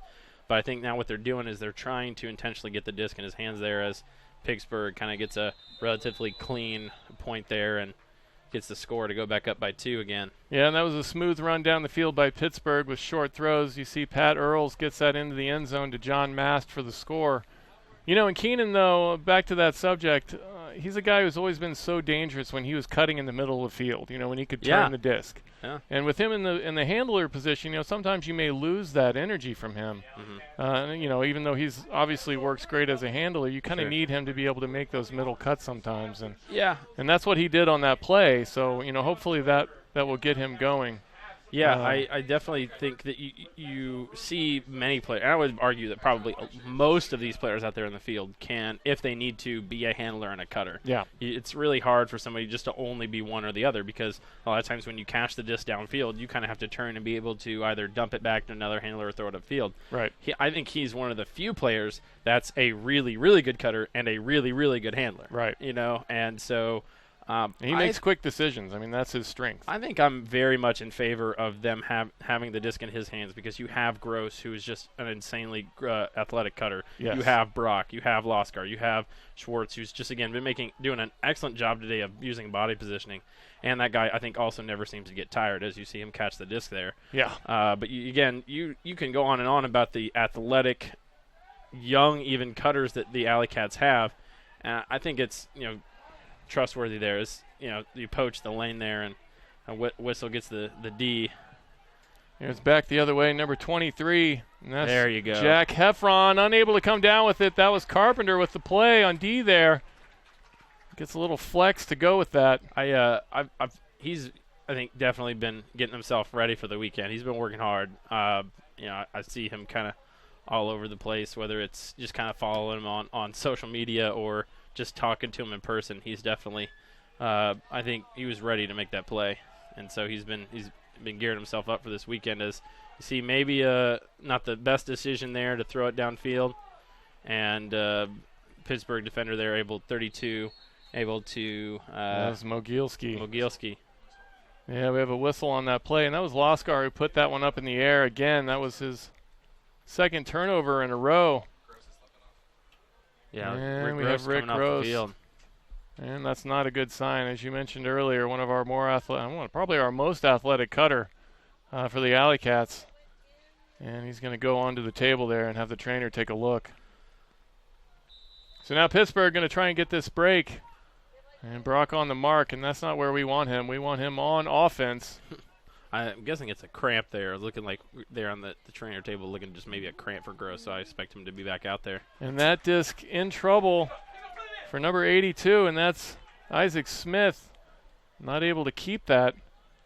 So now the O-line for the AlleyCats going to try and take advantage. Plew with the double team, puts one over the top. He's got Brock, and Brock with the score. And that, again, we talked earlier about Keenan Plew making quick decisions, and that was a quick decision. And that, I wasn't sure that was a good one there at first, but he knew what he was doing. He knew Brock was going to go get that. The hashtag classic connection trending on Twitter. If anybody's going to go get that, it's going to be the leading scorer in the history of the league, and that's Cameron Brock. There you go. He gets his second goal of the game. Keenan Plew, I believe, with his fourth assist now, maybe third or fourth assist. And that was a good one, marking that from, or checking that in on the goal line after that turnover. Hand-me-down car. First used but new to you car. First actual new car. When things change, your insurance should too. Visit infarmbureau.com for a free quote or to find your local Indianapolis area agent. Indiana Farm Bureau Insurance. Stop knocking on wood.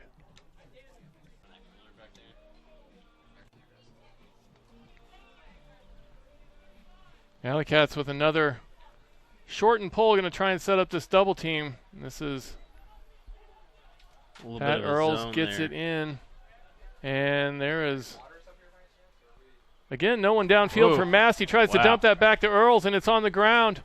AlleyCats have this at midfield and have a break opportunity, and this could tie the game. Maybe a timeout here. I don't know.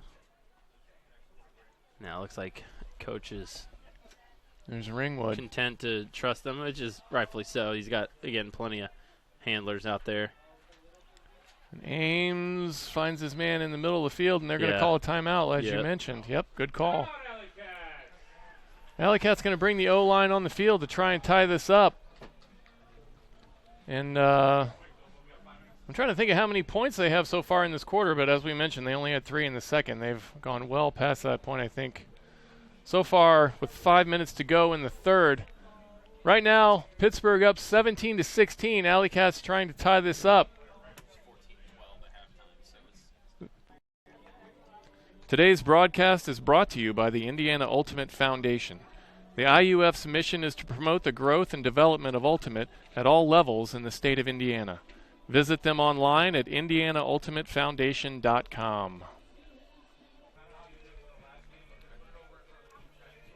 So again, 4 points now so far in this quarter for the AlleyCats. So not that many more than they had in the second, but with 5 minutes to go, the fact that they have any more points than they did is a sign that that second quarter was brutal. Hopefully they can keep this going, though, and tie this game up.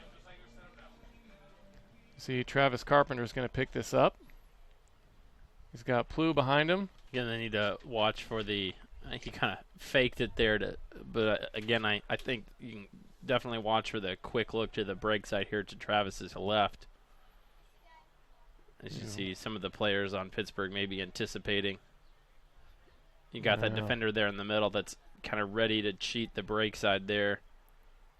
Everybody waiting on this whistle. And there it is, Carpenter. Gets that backhand to Brock, and it's Immediately too to the high. break side and Yeah. what's up there? Now back the other way. Pittsburgh with a break opportunity. That's Morgenstern. Gets it near side to Van Dussel, who puts a big backhand up into the end zone, and it is knocked away. Wow. And that is Schwartz. And kind of turning that around on number 43, Jake Rovner, who's been all over Schwartz today. Calling Schwartz right now is the early player of the game so far for the AlleyCats. Yeah, he's the one guy who really has had excellent energy. Always so far in the this right game. position. Yeah. He's always in the right place at the right time. Positioning has been great. Just going over the top.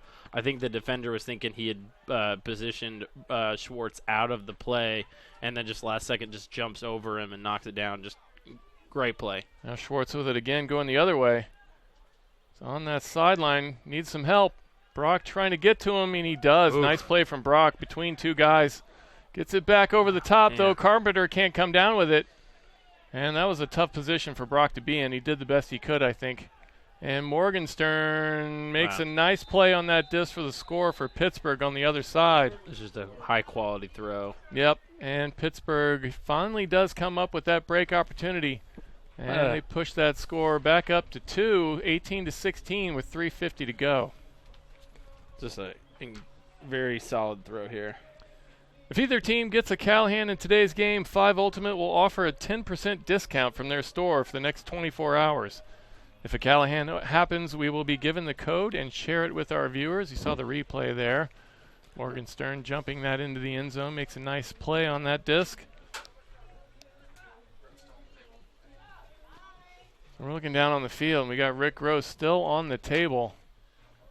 Trying to stretch that out. We're not sure what happened to him, but you mentioned it might be a cramp, which in this heat is not surprising. But like we said, not good for the AlleyCats. He's generally one of their best cutters now, and really a guy who has allowed Keenan Plu to move back into the handler position. Looks like they're going to go with right now they're putting several D-line cutters, so to speak, on the field right now. Kobira with the huck here. Beautiful throw. Okay. Just amazing hang time from Cameron Brock on that get. I'm not going to say I didn't know he had that in his arsenal just because I really haven't seen him play very much, but, definitely pleasantly surprised, I guess I'll say. That was an excellent throw. Yeah, he got that deep enough for Brock to be able to outrun his man.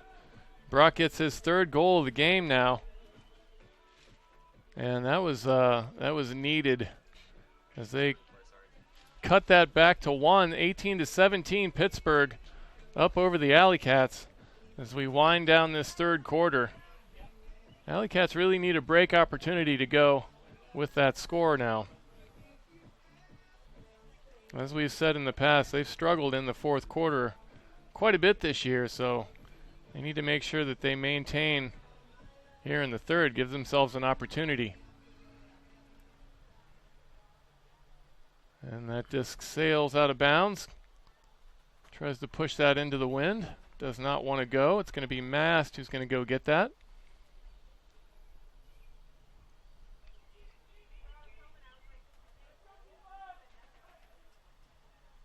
He's going to bring that to the brick. What set are we going to see from Pittsburgh here to start this play? Well, again, they're going with a side stack, but immediately getting a quick cut. And you see that one of the things they're doing actually today is they've thrown that sort of immediate huck there a couple times. And that was Jacobs with nice positioning on Max all Thorne. body positioning there. Yep. Pittsburgh's done that a few times today where they're going with the side stack, but again, just immediately going for the first sort of deep look there. And that is there's your Callahan. There's the Callahan. It's for Pittsburgh, there though. You go. And that was number 6, Reppermund, and he is pumped. Just like that. We will get the 5 Ultimate discount code out shortly for you. Speaking of 5 Ultimate, you know what? I say it every time. You know one of the things that Ultimate players love is their swag. Oh, yes. And you know who makes good swag? Who's that? 5 Ultimate. Oh, yeah. I should have known that. You know, if you're ever at home, maybe you're at home right now and you're on your laptop and you're watching this amazing broadcast. Open a new tab, go to 5ultimate.com. Buy a disc, tell them I told you to do that, and maybe I'll get some of the proceeds. I don't know. That's right. You can get that swag, and you can learn to play. Daywalkers. Did I get that right for the first time? There you go. You can learn to play like our man Alex Hutton. We saw him earlier, the replay from halftime. The more colors, the better. More colors, that's right. Yeah. Get yourself something colorful from 5 Ultimate. But seriously, I know I'm kind of seem like I'm joking around a little bit, but I do enjoy my swag, and 5 Ultimate's got some good stuff. There's no doubt about that. And this is Ames. Sends it to Plew. We have Ames on the O-line now. He's been playing quite a bit of the D-line tonight. Well, the AlleyCats certainly they cannot afford to have very many more offensive points where they don't score. Like I think I mentioned it quite a bit, but I think more so in Ultimate than any other sport is unless you just score every single time you're on, like the AlleyCats had it on offense first. So if they were to theoretically score every time they were on offense, they wouldn't have to worry about playing defense, really, because they would win. They would score every time. But we know that pretty much never happens. And that's Loskar with there you go. With the forehand into the end zone. He made a couple of rough throws earlier in this quarter, but that was a perfect throw to Keenan Plew in the end zone. Potential game-saving catch there from Keenan Plew. Yeah, he really had to get athletic on that play. Well, as I mentioned, like they can't afford, as you see here, just a nice inside throw there using the lane that was created there as the mark kind of runs past him a little bit, and he's able to make the throw. They have to be near 100% converting on offense just because just the way Pittsburgh's been playing doesn't seem like they're making very many mistakes right now. Yeah, and good patience from the handlers on that play. We saw Loskar redeemed himself in the middle of that play and gets the assist. Luckily, that Callahan Pittsburgh had came on an offensive opportunity, I think, for them. And so at least it was only putting them up by 2. And so as you can see there, number 3, I think what he was doing was he was ready for it. He was already probably couldn't see it here as a camera. I think he was standing all the way on the sideline, and then just as soon as it was released, because you have to stay on the goal line there when it's pulled. As soon as it was released, he just starts running up the sideline and immediately grabs it, and you could tell there he just taps it in. And that might be one of the things that kind of led to Pittsburgh quickly moving down the field here. And that was DiGirolamo gets... That was not him who threw that assist. That is number 88. That's Slavin with the score. I think that was Thorne with the assist on that play. And Pittsburgh puts it right back on the AlleyCats now, 20-18 with 2 minutes to go here in the third. Back and forth game. Yeah, this here is to a start. battle. Yep. And both teams keeping the score tight, I believe, here in the third quarter. And if this goes on throughout the rest of the game, we're going to have a burner.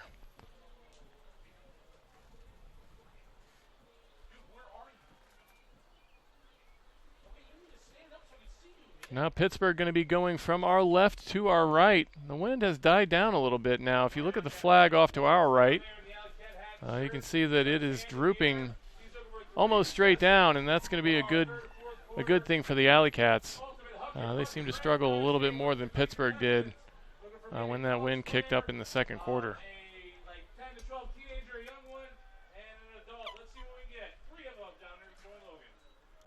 So this is Plew now. Gets it near side to Cox. Again, a lot of what the AlleyCats have to do here is be patient. That's something they lost, I think, when they had that period where they were struggling. See, Brock gets it to the middle to Schwartz, who once again is everywhere.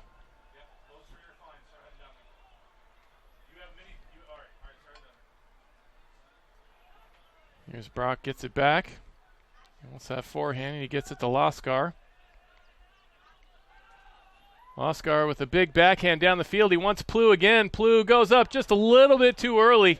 Ooh, just right over his hand, Yeah. I think. Just it might have gotten the fingertips on it. Yeah, good effort from him. Just not quite able to time that correctly.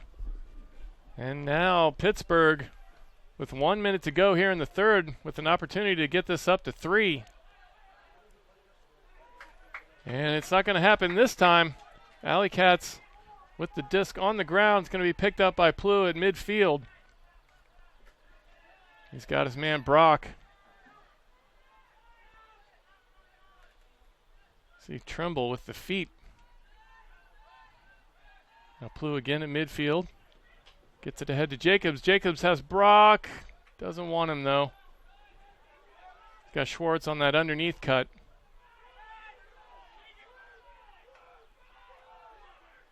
AlleyCats with a good opportunity now in the goal, but they got to make a cut. And there it is. That's Carpenter into the end zone from Brock with the score. Cameron Brock with his second assist of the game. And Carpenter, I believe, with his first goal of the game. So with 21 seconds to go, the AlleyCats turn that around on Pittsburgh. That could have gone up by 3, but now they're only up by 1, 20-19. AlleyCats with an opportunity maybe to tie this game if they can get a break.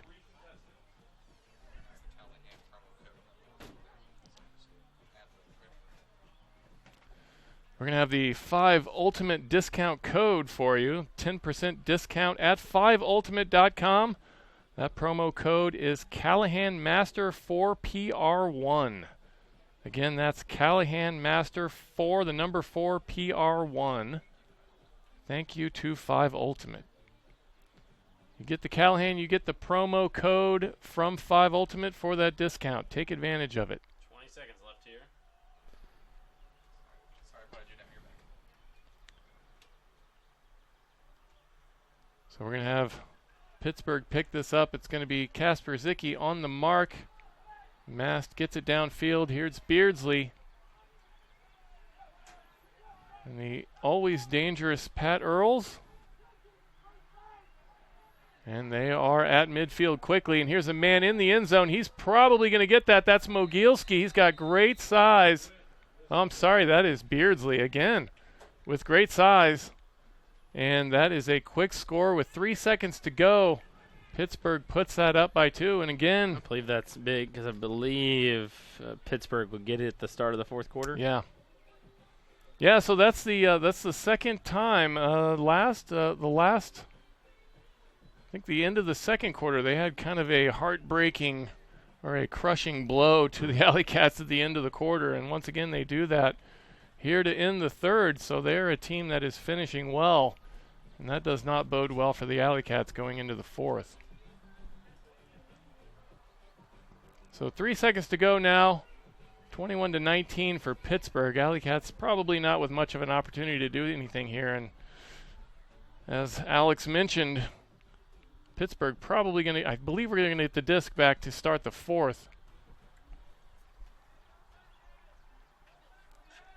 This is going to come down to Plew. Gets the head to Cox. Cox with the forehand. Not going to be It's long enough. I think it's long enough, and does not come down to the right team, though. I believe that's number 14, Kenny Ferdella, coming up with that disc. That is the end of the third quarter. AlleyCats able to keep up with Pittsburgh in that quarter. They were down 2 to start the quarter. They are down 2 to end the quarter. So we will see what they can do going into the fourth. We'll take a quick break. You're watching the Pittsburgh Thunderbirds versus the Indianapolis AlleyCats on UniversePointProductions.com, presented by Indiana Farm Bureau Insurance. Cheap furniture. Nice game system. New job. Steady girlfriend. Wedding. Dog that serves as a practice child. Little kid. Little kids. Oh. Big kids. Big changes. So, once a year, Indiana Farm Bureau Insurance checks to see if we're paying too much or covered too little. Find an agent and stop knocking on wood. Oh, and he misses. All right, our little lady is up, and she's going to take about 7 giant steps forward. Or 4. 4 is good, right there. All right, she's up. No, hold on. She's got to go to the first bucket first, Logan. Help her out. All right, she's in the lead. Bucket 2. Oh, she misses. All right, our little man is up next. We are back. The winner of the Layout Ultimate Gloves is Will Drumright. Congratulations and enjoy the Layout Gloves. Layout Ultimate, what the pros wear. So the teams filter back onto the field now to start the fourth quarter. And as we mentioned, the AlleyCats able to run with Pittsburgh in the third. But this is a quarter that they have struggled in the past. They have not done well finishing games. That typically is when they had a lead in a lot of those games that we saw. Today they do not have the lead. Maybe they can turn this around and make the comeback.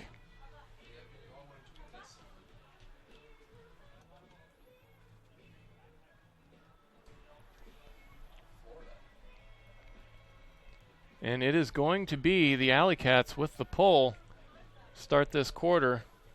Going to be Wally Kasperzicki, and he puts that to Hutton. It's going to be Nick Hutton who makes the pole to start the fourth quarter.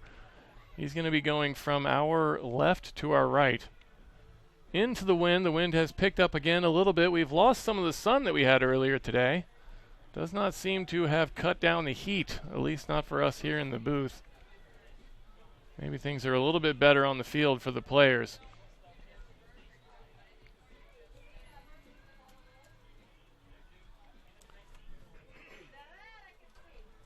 I'm going to run through a few stats now. Keenan Plew with 2 goals and 3 assists. Rick Gross with 2 and 3 as well.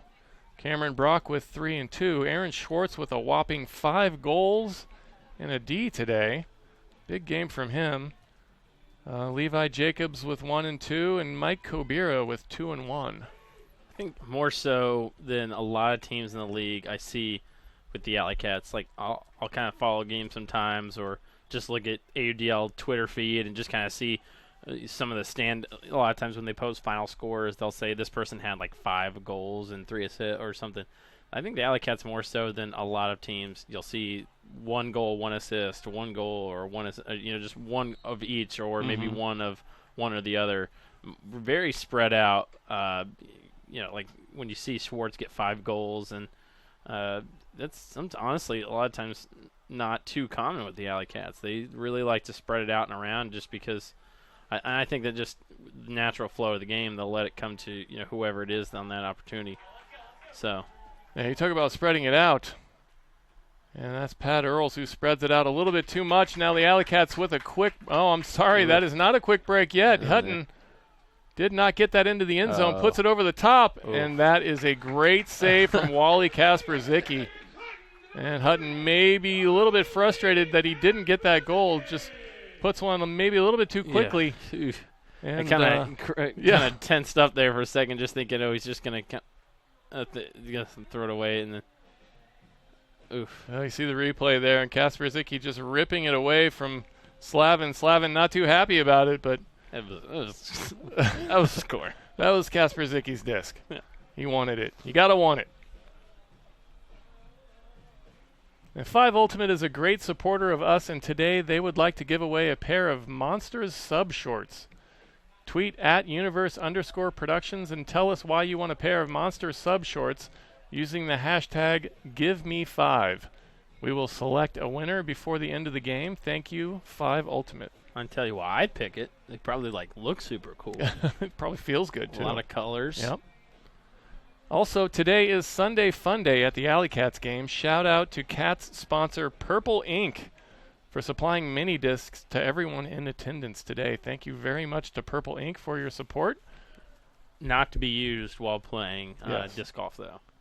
No. They're a little bit too small. Well, I think you can use anything as a mini disc for. You'd probably pull it off. I mean, it's just a Might marker, not right? work very well. So we're going to see Pittsburgh. Kind of a horizontal set here, spreading 4 cutters out wide. Haven't seen that a whole lot today from them. This is 95. It's Van Dusen.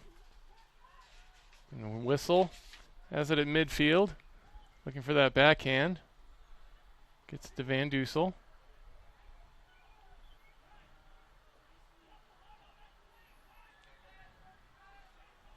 Now on the far side, Max Stat almost runs out of time. We have some contact from Carpenter, and we're going to get a call.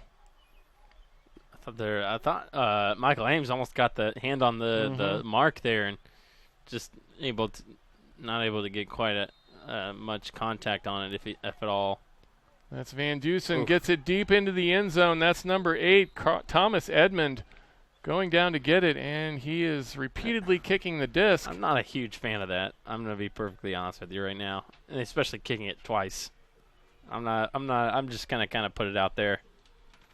I'll admit I've done it in my life when I'm really frustrated, but I don't know. I'm not a huge fan of it. Yeah, I've seen a lot of that tonight, abusing that disc. So now Pittsburgh up 2 points, 10:51 to go in the fourth. The AlleyCats need to get a score here.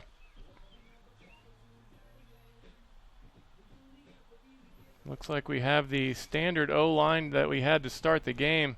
You see Rick Gross back on the field, stretching it out. Good to see him back. Hopefully he's in 100% shape.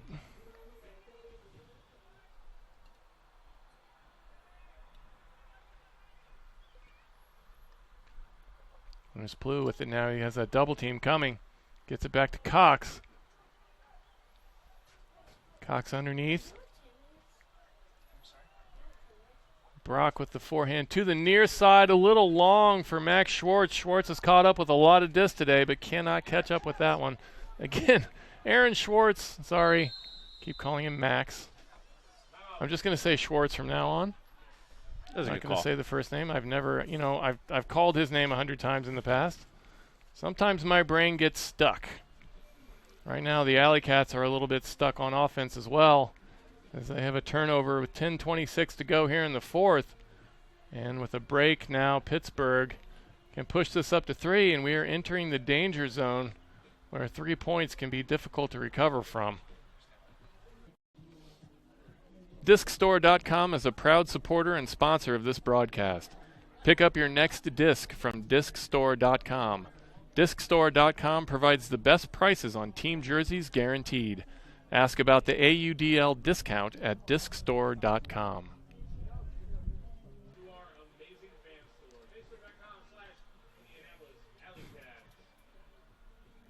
We are back with you during the timeout. You see the AlleyCats gathered on the field.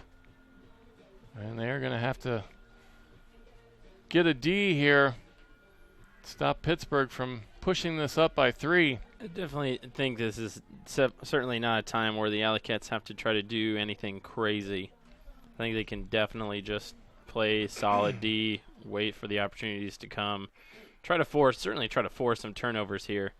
But one of the things you're seeing here is a little bit downfield. I think the Cutters are maybe going to look to be a little bit more aggressive, certainly trying to stick with their man closer, not trying to be loose and allow anything right now. So definitely something I think you'll see the AlleyCats do just to try to make the throws more and more tough on the Pittsburgh Thunderbirds, try to maybe get the disc a little bit quicker here.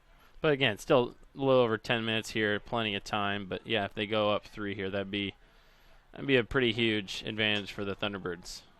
Here's Slavin, puts that forehand over the top.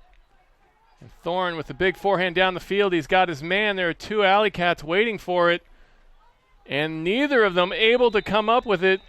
That is number 81, DiGirolamo, with the score and again with the kick. And that does it. 3 points now is the lead for Pittsburgh with 9:50 to go. And the AlleyCats struggling to maintain here in the 4th quarter once again. You know, this is one of those things, again, you can just see the size advantage that he has.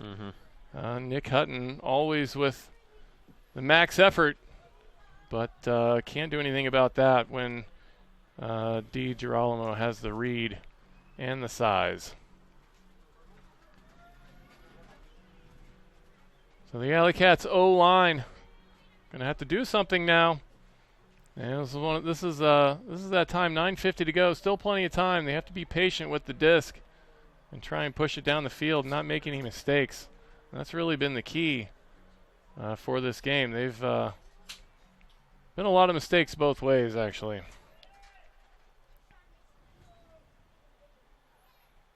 And this is Keenan Plew. He's got number 14, that is Ferdella, on the mark. And there's a big forehand, and that is Carpenter full steam, and he's got it. Perfect throw. That is Kyle Cox. Put that like 70 yards downfield. Seconds off the clock. Yeah. That's just what they needed. Yeah, that was. Let's see, get it from the 25 all the way down. Yeah, that's just a bomb. That is just unbelievable. He catches that in stride at the 5. Yeah, that went about 70. That went about 70 yards. That was a throw. Yeah, and we said that they had to be patient. Perfection beats patience every time, right? And you have a throw like that, you don't need to be patient. No. So that cuts that score now to 2, 21-23, 9:36 to go. And we've had a lot of points on the board despite all those mistakes that we had early on in this game. And maybe that can get the AlleyCats going here in the 4th. I think one of the things I'm kind of looking at here is I know the AlleyCats have been using Travis Carpenter a lot on offense. I'd be interested to see when they kind of start playing them both ways. Yeah. Just we talked about where just the efficiency of the AlleyCats seems to go up whenever he's on the field. Definitely they have solid D-line here, and it's definitely able to make plays. But I think it'd be interesting to see if they're just going to keep Carpenter only on offense or maybe use him both ways here the rest of the way. And he is not on the field now, but that is Pat Earls who puts that on the ground. Only one timeout left. I think they'll probably save it. Maybe if it's going to be for the tie or for the lead, they might call it. But I think they'll probably keep the D-line out there right now. Here's Jacobs. He's got a man in the end zone. That's Jones. Perfect. Jones with the score.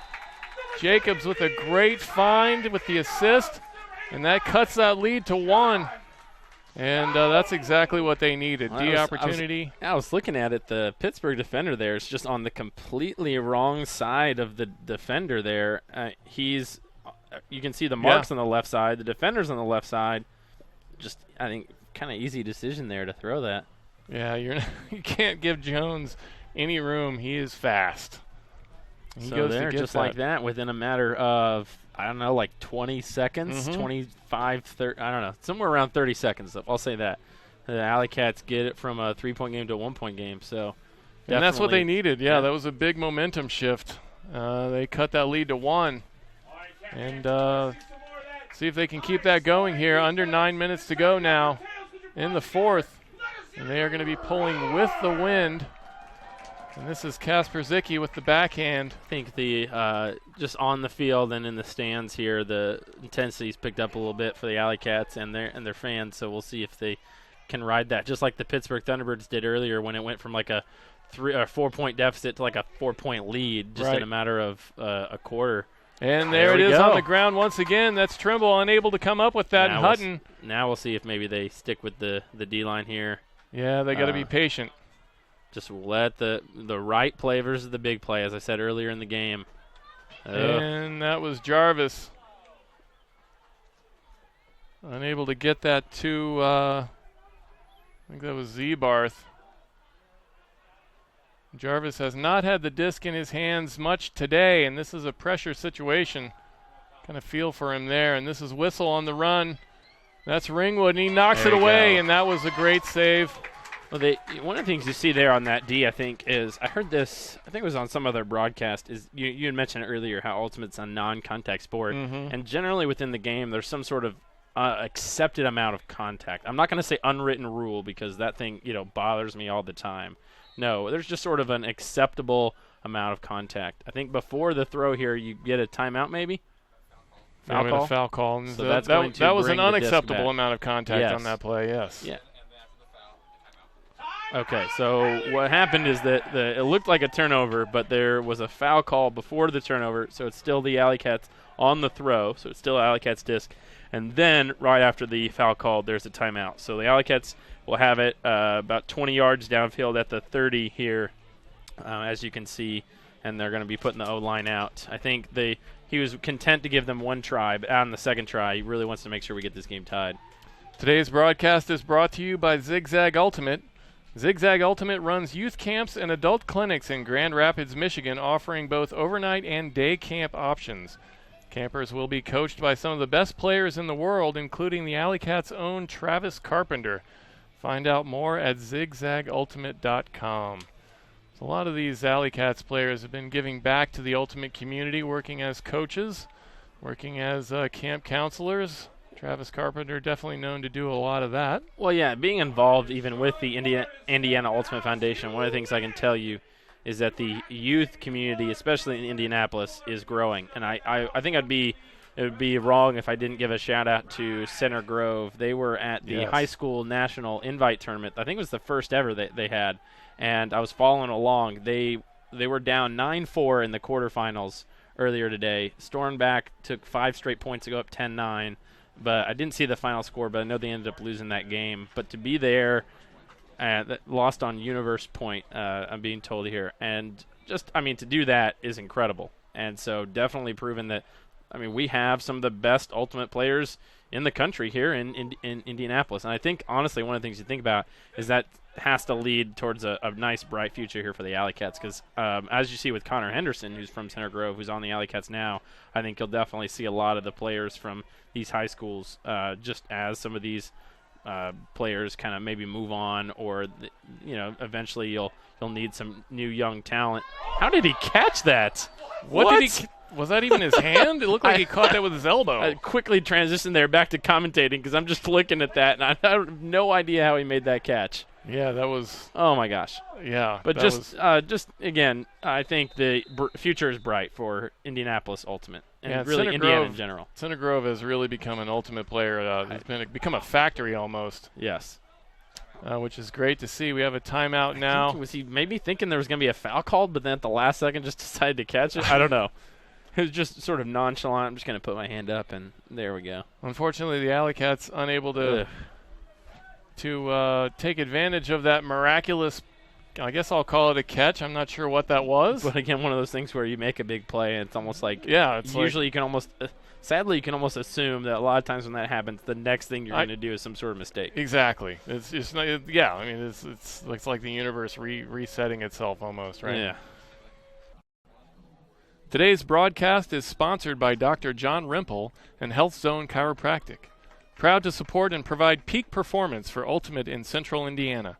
Visit us online at healthzonechiro.net. That's healthzonechiro.net.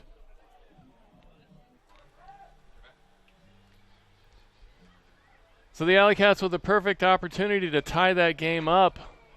And that would have been an exciting call, but does not work out. Sometimes the universe has to reset itself, I think. Pittsburgh now with the disc. They are going to be in the corner on the goal line. I believe that's number 10, Max Thorne.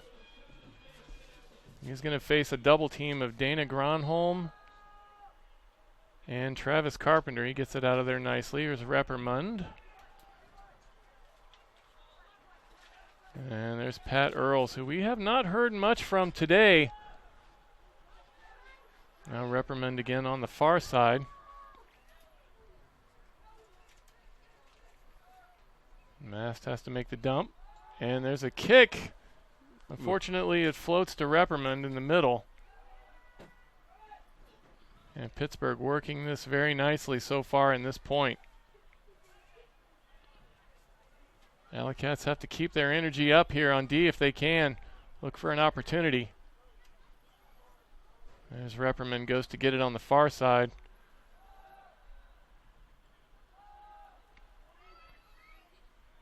Here's Mast. No one heading to the corner for Pittsburgh. There we have a cut. That's Mast. He's got his man in the end zone. He almost drops it. Reppermund comes up with it, though. And he gets the score, and that puts the Pittsburgh Thunderbirds back up by 2. So the AlleyCats had that opportunity to tie it, and instead it swings back the other way. Pittsburgh taking advantage with a really nice offensive set that time.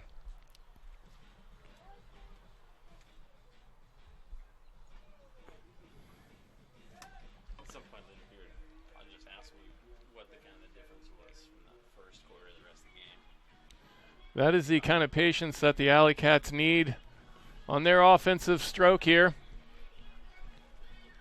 And it looks like we're going to see the standard O-line.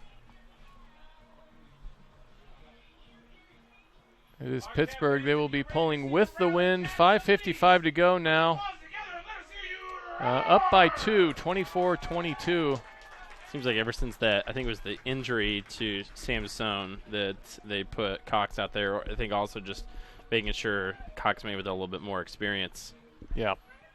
Having him out there. We saw him make that unbelievable forehand earlier in this quarter. Now he's going to take it in the middle.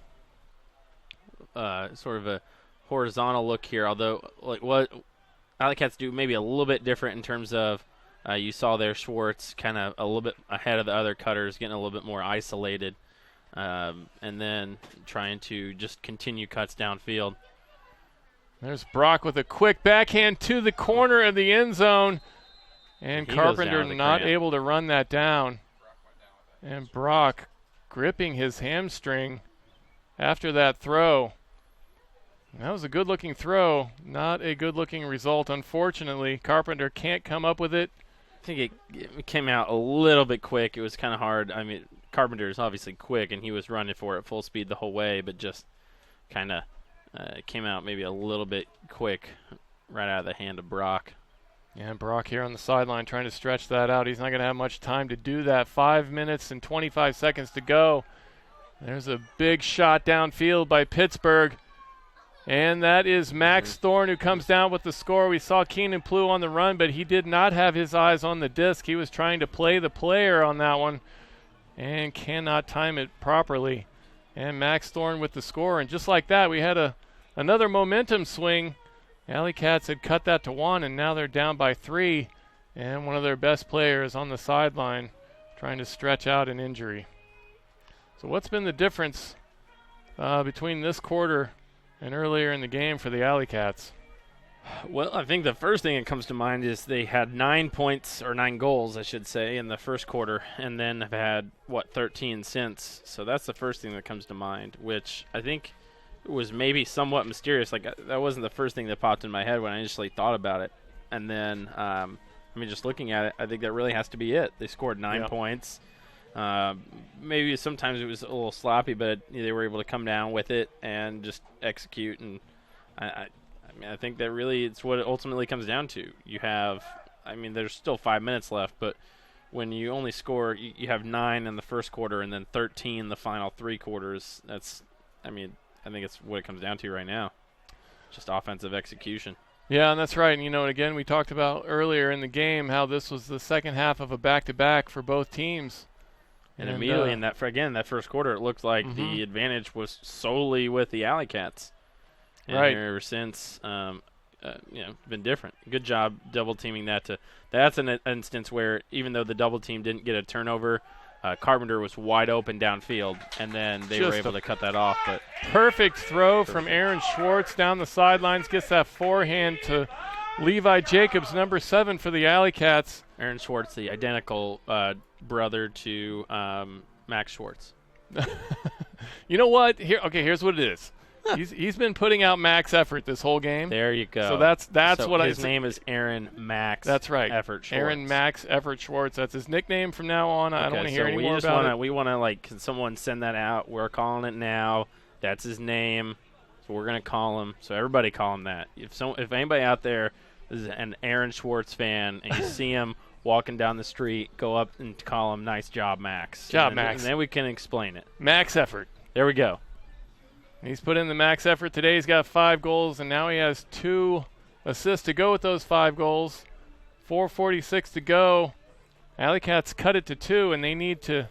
They gotta make quick work of this. That pull might not help. I don't know. We'll see. Very short pull, not even to midfield. About 35 yards worth of field, if that. Oh yeah, only about 32 yards downfield. This is going to be Pat Earls who brings that in with the left hand and Mast. I wonder if that's something the Thunderbirds have talked about, because they've done that every time that AlleyCats have run that double team. They immediately have that person just strike up the field. Yep. And then all of a sudden now they're around the they were right near the 20-yard line. And that one's this going to hang. Be one you got to come down with. You have to stop that from being caught, and they do.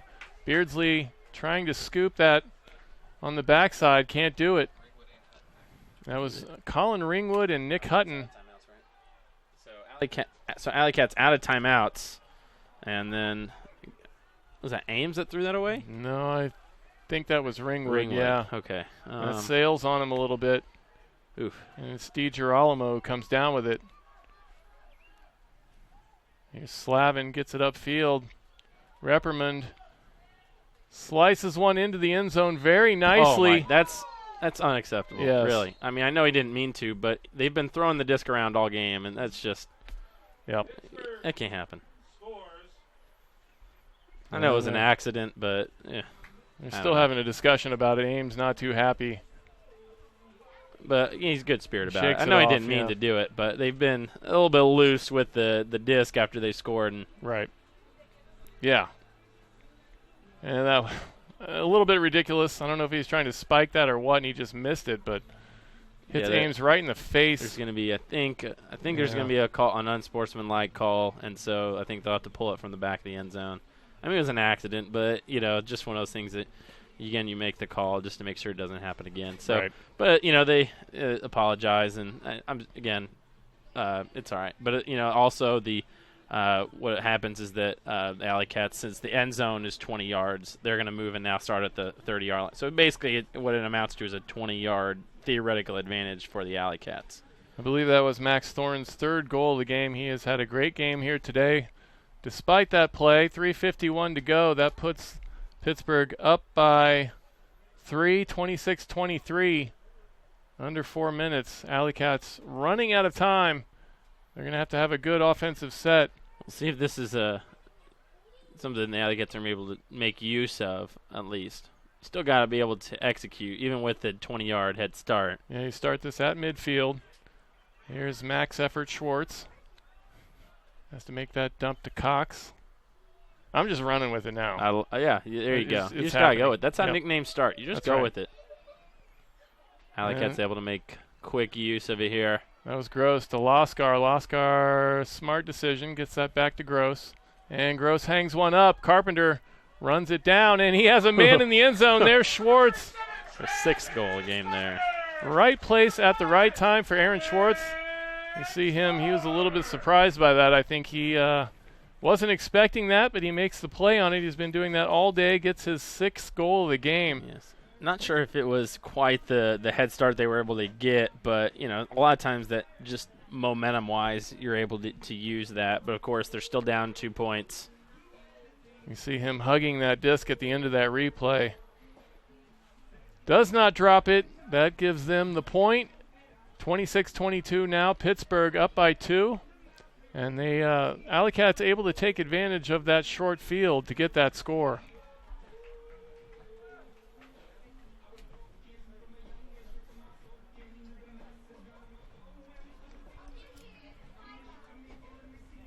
going to be Travis Carpenter on the D line now, going to make this pull. I mean, I would venture to guess that with the last 3 minutes and 18 seconds that not just he's probably going to play as many points as he physically can handle. Yeah, he's going to be going both ways probably for the rest of this game because they need him out there. And you can see now he's the one that's solely responsible for guarding DiGirolamo now. Yep. Ooh, I thought maybe they would, after they faked him in, that they'd give him the deep cut here. I think they're trying to utilize the deep throws downfield. And there's Pat Earls. He gets it a ahead bit to loose Beardsley. there on the D there. Definitely don't want to see that. Here's DiGirolamo with the backhand ahead to Thorne. Thorne being checked by Ames still, and I thought Jones was going to get that, but Pat Earls comes up with it. And Pittsburgh with an easy score. Max Thorne comes down with it once again, this time a little more gentle with the disc, thankfully. And that puts Pittsburgh back up by 3, 27-24, 2:33 to go. AlleyCats pretty much out of time. They need to run the table from this point on if they want to have a chance to win this game. That was a really nice offensive set by Pittsburgh. That time you have that kind of a lead, you can be a little bit more patient with the disc, and they were. Yeah, I think that's a good point. They're taking time off the clock. I think they're just – you want to play offense, and if the score is there, I mean, you take it. Right. You don't – like you said, you don't want to play to not lose. Right. But you're definitely just working the field. And I think that's something that you can definitely do in Ultimate, especially just, swing the disc across the field, make an in cut, do the same thing, dump it, swing, tack the other side of the field, and then just keep repeating that process over and over and over and over again. Eventually you'll take a good amount of time off the clock, but AlleyCats have to score and score quickly. At this point, they're going to have to start attacking, I think, downfield quite a bit. Yeah, this is not the time for patience. This is the time for perfection, as we mentioned earlier. And we see Brock back on the field with that hamstring. And Keenan Plew gets that ahead to Cox. Somebody's going to have to make a cut now. And there's Gross in the back of the end zone. And Cox with a really good find on Gross. And there's the score, and that's just what the AlleyCats needed. They cut that to 2. 2 minutes left. And only down 2. I mean, they're within striking distance. You're just they are no timeouts. D line's going to have to get the turn. They're going to have to score. Be interested to see if they maybe go with who they're putting out there. It looks like they're going just kind of an all-around natural D line for them, and so they're going to need to get a turn and get a quick score. So the AlleyCats could use a mistake and a break right now. Pittsburgh not going to give that up too easily. 2 minutes to go. And like we talked about, they're in a good position to be patient with this. They don't have to take any chances. Make a good T-shirt. I just thought of it. We should tweet 5 Ultimate. Like, that should be a T-shirt. Mistake and a break. There we go.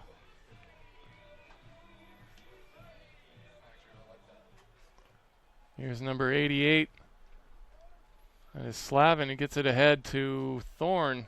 And we'll see here kind of the offense with Pittsburgh. Doesn't look like they're making really any sort of – haven't made any deep cuts yet. They're just kind of flowing right now would be basically the only way to describe it. They're very much just taking time off the clock right now. Yep. And I have to say I've been very impressed with Thorne today. He's very clean with the disc. He's had a very good game. I mean, he's got 4 goals, 3 assists. Definitely one of their standout players. And there he was again. That was a good throw. Is he calling himself off the field? Yeah, injury timeout. I think that's Reprimand who was on the other end of that throw. Couldn't come down with that. I thought he had a good chance at it, though. Looks like he's going to be the one walking off the field. The winner of the 5 Ultimate Monster Sub Shorts is Ethan Broderick. Congratulations, and enjoy the sweet swag from 5 Ultimate. See what you're doing there. Our man Alex Hutton is a little jealous, I have to say. Yeah, kind of. It's all right. Mr. Broderick, keep your shorts close to your chest, or you might have somebody coming after you. Alex Hutton, a big fan of 5 Ultimate clothing. So it looks like with the injury timeout that Pittsburgh called, they're able to sub Keenan Plew on the field, and then they're doing the same thing again. They're finding every time Pittsburgh has now taken 2 defensive players out, the AlleyCats are also allowed to sub, and then they're putting in an offensive player. So without having to call a timeout, they're kind of calling a timeout. Yeah. So Which, again, they got a minute 13 here. Maybe Plu will just throw a deep one to Gross here for a quick score. Yeah, 1:13 to go, and you need 2 points. He gets one over the top. There's Kasper Zicki. And Gross. Can't take too much time here, almost under a minute. There's Jacobs.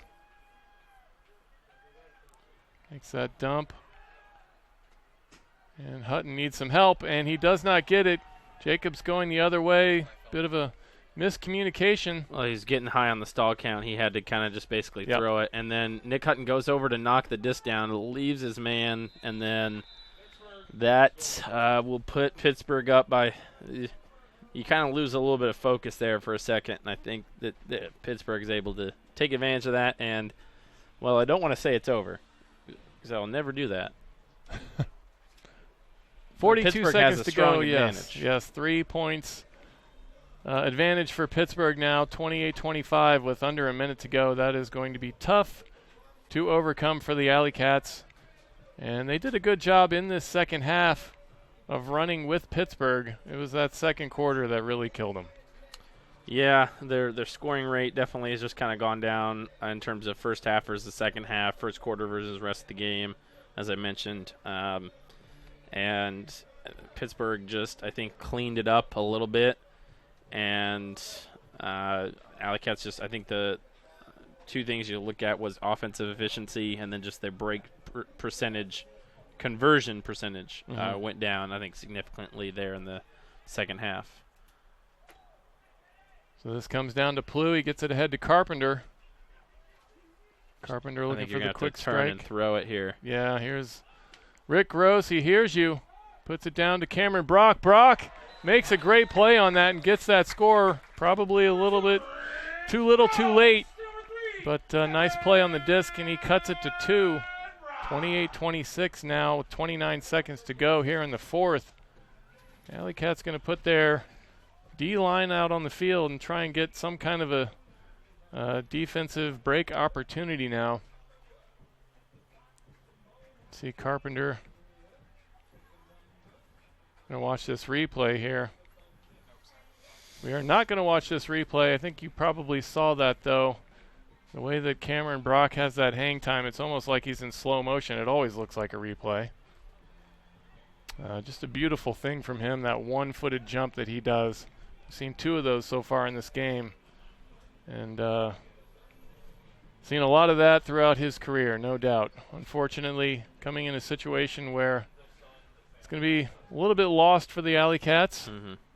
I think by the time the Thunderbirds pick it up here, make a few throws, and just hold it, I think it's, in terms of time, I think you almost have to pull it out of bounds there, just because if you let it pull in bounds, they can just kind of waste more time with that. So you almost have to pull it out of bounds there.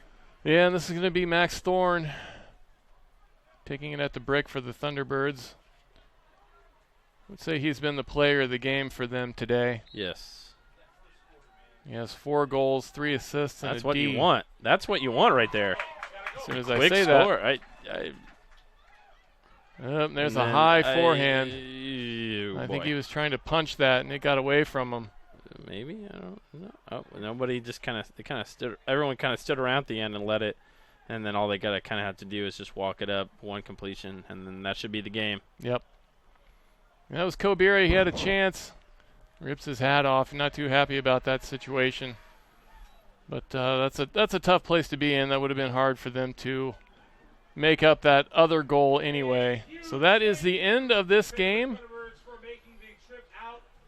28-26 victory for the Pittsburgh Thunderbirds. We've said these 2 teams are pretty evenly matched, and I feel like we saw that again today. Yeah, I mean, I definitely think either team could have won this game. There's really, I don't think it was like a clear Pittsburgh outplayed severely Indianapolis. I think really the only thing is Indianapolis pretty much dominated that first quarter. Right. And then I think it was just one of those where second quarter Pittsburgh slowly chipped away, third quarter slowly chipped away, and then by that time they had control and just never let it go. I think it really just is it. I don't think it's something that you kind of have to analyze too closely, just because, again, it's one of those where we talked about that they're close, and it just kind of ended up being that way. But the AlleyCats now fall to 2-6 on the season, and I don't think we really need to focus too much on terms of what that means overall standings and what they need to do the rest of the way, because I think they know that and we know that. But we will take a quick break here. Thanks for watching again. Pittsburgh Thunderbirds versus the Indianapolis AlleyCats here on UniversePointProductions.com, presented by Indiana Farm Bureau Insurance. First apartment. Dog named Bella. Boyfriend, TJ. With the sweet ride and the bad secrets. Exit TJ. Hey, it's Eric. Wedding, Eric Jr., new house. Luckily, once a year, Indiana Farm Bureau Insurance checks to see if we're paying too much or cover too little. Find an agent and stop knocking on wood. So we're back with you now for the final recap of this game, but first, we're going to take a look at our BE Ultimate Better Than Ever play of the game. And this is going to be Pittsburgh's 70-yard huck to Max Thorne for the back-breaking score. You see Thorne on the run. I think that put them up by 3 at that point, and at that point it was like, well, AlleyCats are going to have to play pretty flawless the rest of the way, and didn't end up happening. You saw Plu was in position, but he did not have eyes on the disc, and that allowed Max Thorne to easily make that catch. That was our BE Ultimate Better Than Ever play of the game. BE Ultimate putting a different spin on Ultimate apparel by focusing on high-performance fabrics, quality workmanship, and rapid turnaround time. They are Ultimate players making Ultimate gear for the Ultimate community. Visit their website at beultimate.com. So, AlleyCats with 2 wins so far this season, both over Detroit. The last 2 games that you and I have worked together, they've had great opportunities to beat 2 very good teams in the Madison Radicals and Pittsburgh here tonight, and just unable to come away with those wins. And what do they have to do to turn that around? Well, yeah, I definitely, it's one of the AlleyCats. I think have always been a team where they have the potential, I think, to be in pretty much every game. You know, I really, other than maybe exception of a few games in their existence, have there been times where they're just all completely out of it really from the beginning, right. You know? And that's something that, I mean, I know they definitely take pride in. It doesn't help you because I'm also not one to take sort of moral victories in losses. But I think that they have quality players on offense and defense there. Again, you saw it there in the first quarter. You know, sometimes it just kind of comes down to that championship DNA that you talk about, where you just have to be able to play fairly clean Ultimate for 48 minutes. And I think, unfortunately, today the first 12 minutes looked pretty solid, and the last 36 just were fairly rough. Yeah, and it really seems like most of the games they play very well, and then they have one quarter that just bites them. And before, you know, earlier this season, it's been the fourth quarter, but tonight it was that second quarter. Yeah. They just could not overcome that for the rest of the game. Yeah, but I think, again, it's a good thing to see there where they had an opportunity, I think, to bring it to within one a couple times in the last, several minutes there. But I mean, they'll be right back at it. You know, I think one of the things that the AlleyCats pride themselves on is just next practice, they'll be right back at it. They're not going to fold no matter what their record is. They're going to kind of try to come out to win. We talked about their schedule. I think the only thing that's going good for them is, I don't know with how many games, I bet they have like 5, 6 or so games left. And they're, I think, around a solid 3 overall games behind in the standings behind Pittsburgh. So it's certainly not impossible. They're not mathematically out of it yet. And so I think right now definitely the last spot is between, Indy and Chicago are now pretty close. They're now, I think, almost in a virtual tie. Yeah. But Pittsburgh has sort of a commanding lead now on that third and final playoff spot. We would like to take a moment to thank our sponsors. Today's broadcast is presented by Indiana Farm Bureau Insurance. Find your local Marion County agent at infarmbureau.com. Indiana Farm Bureau Insurance. Stop knocking on wood.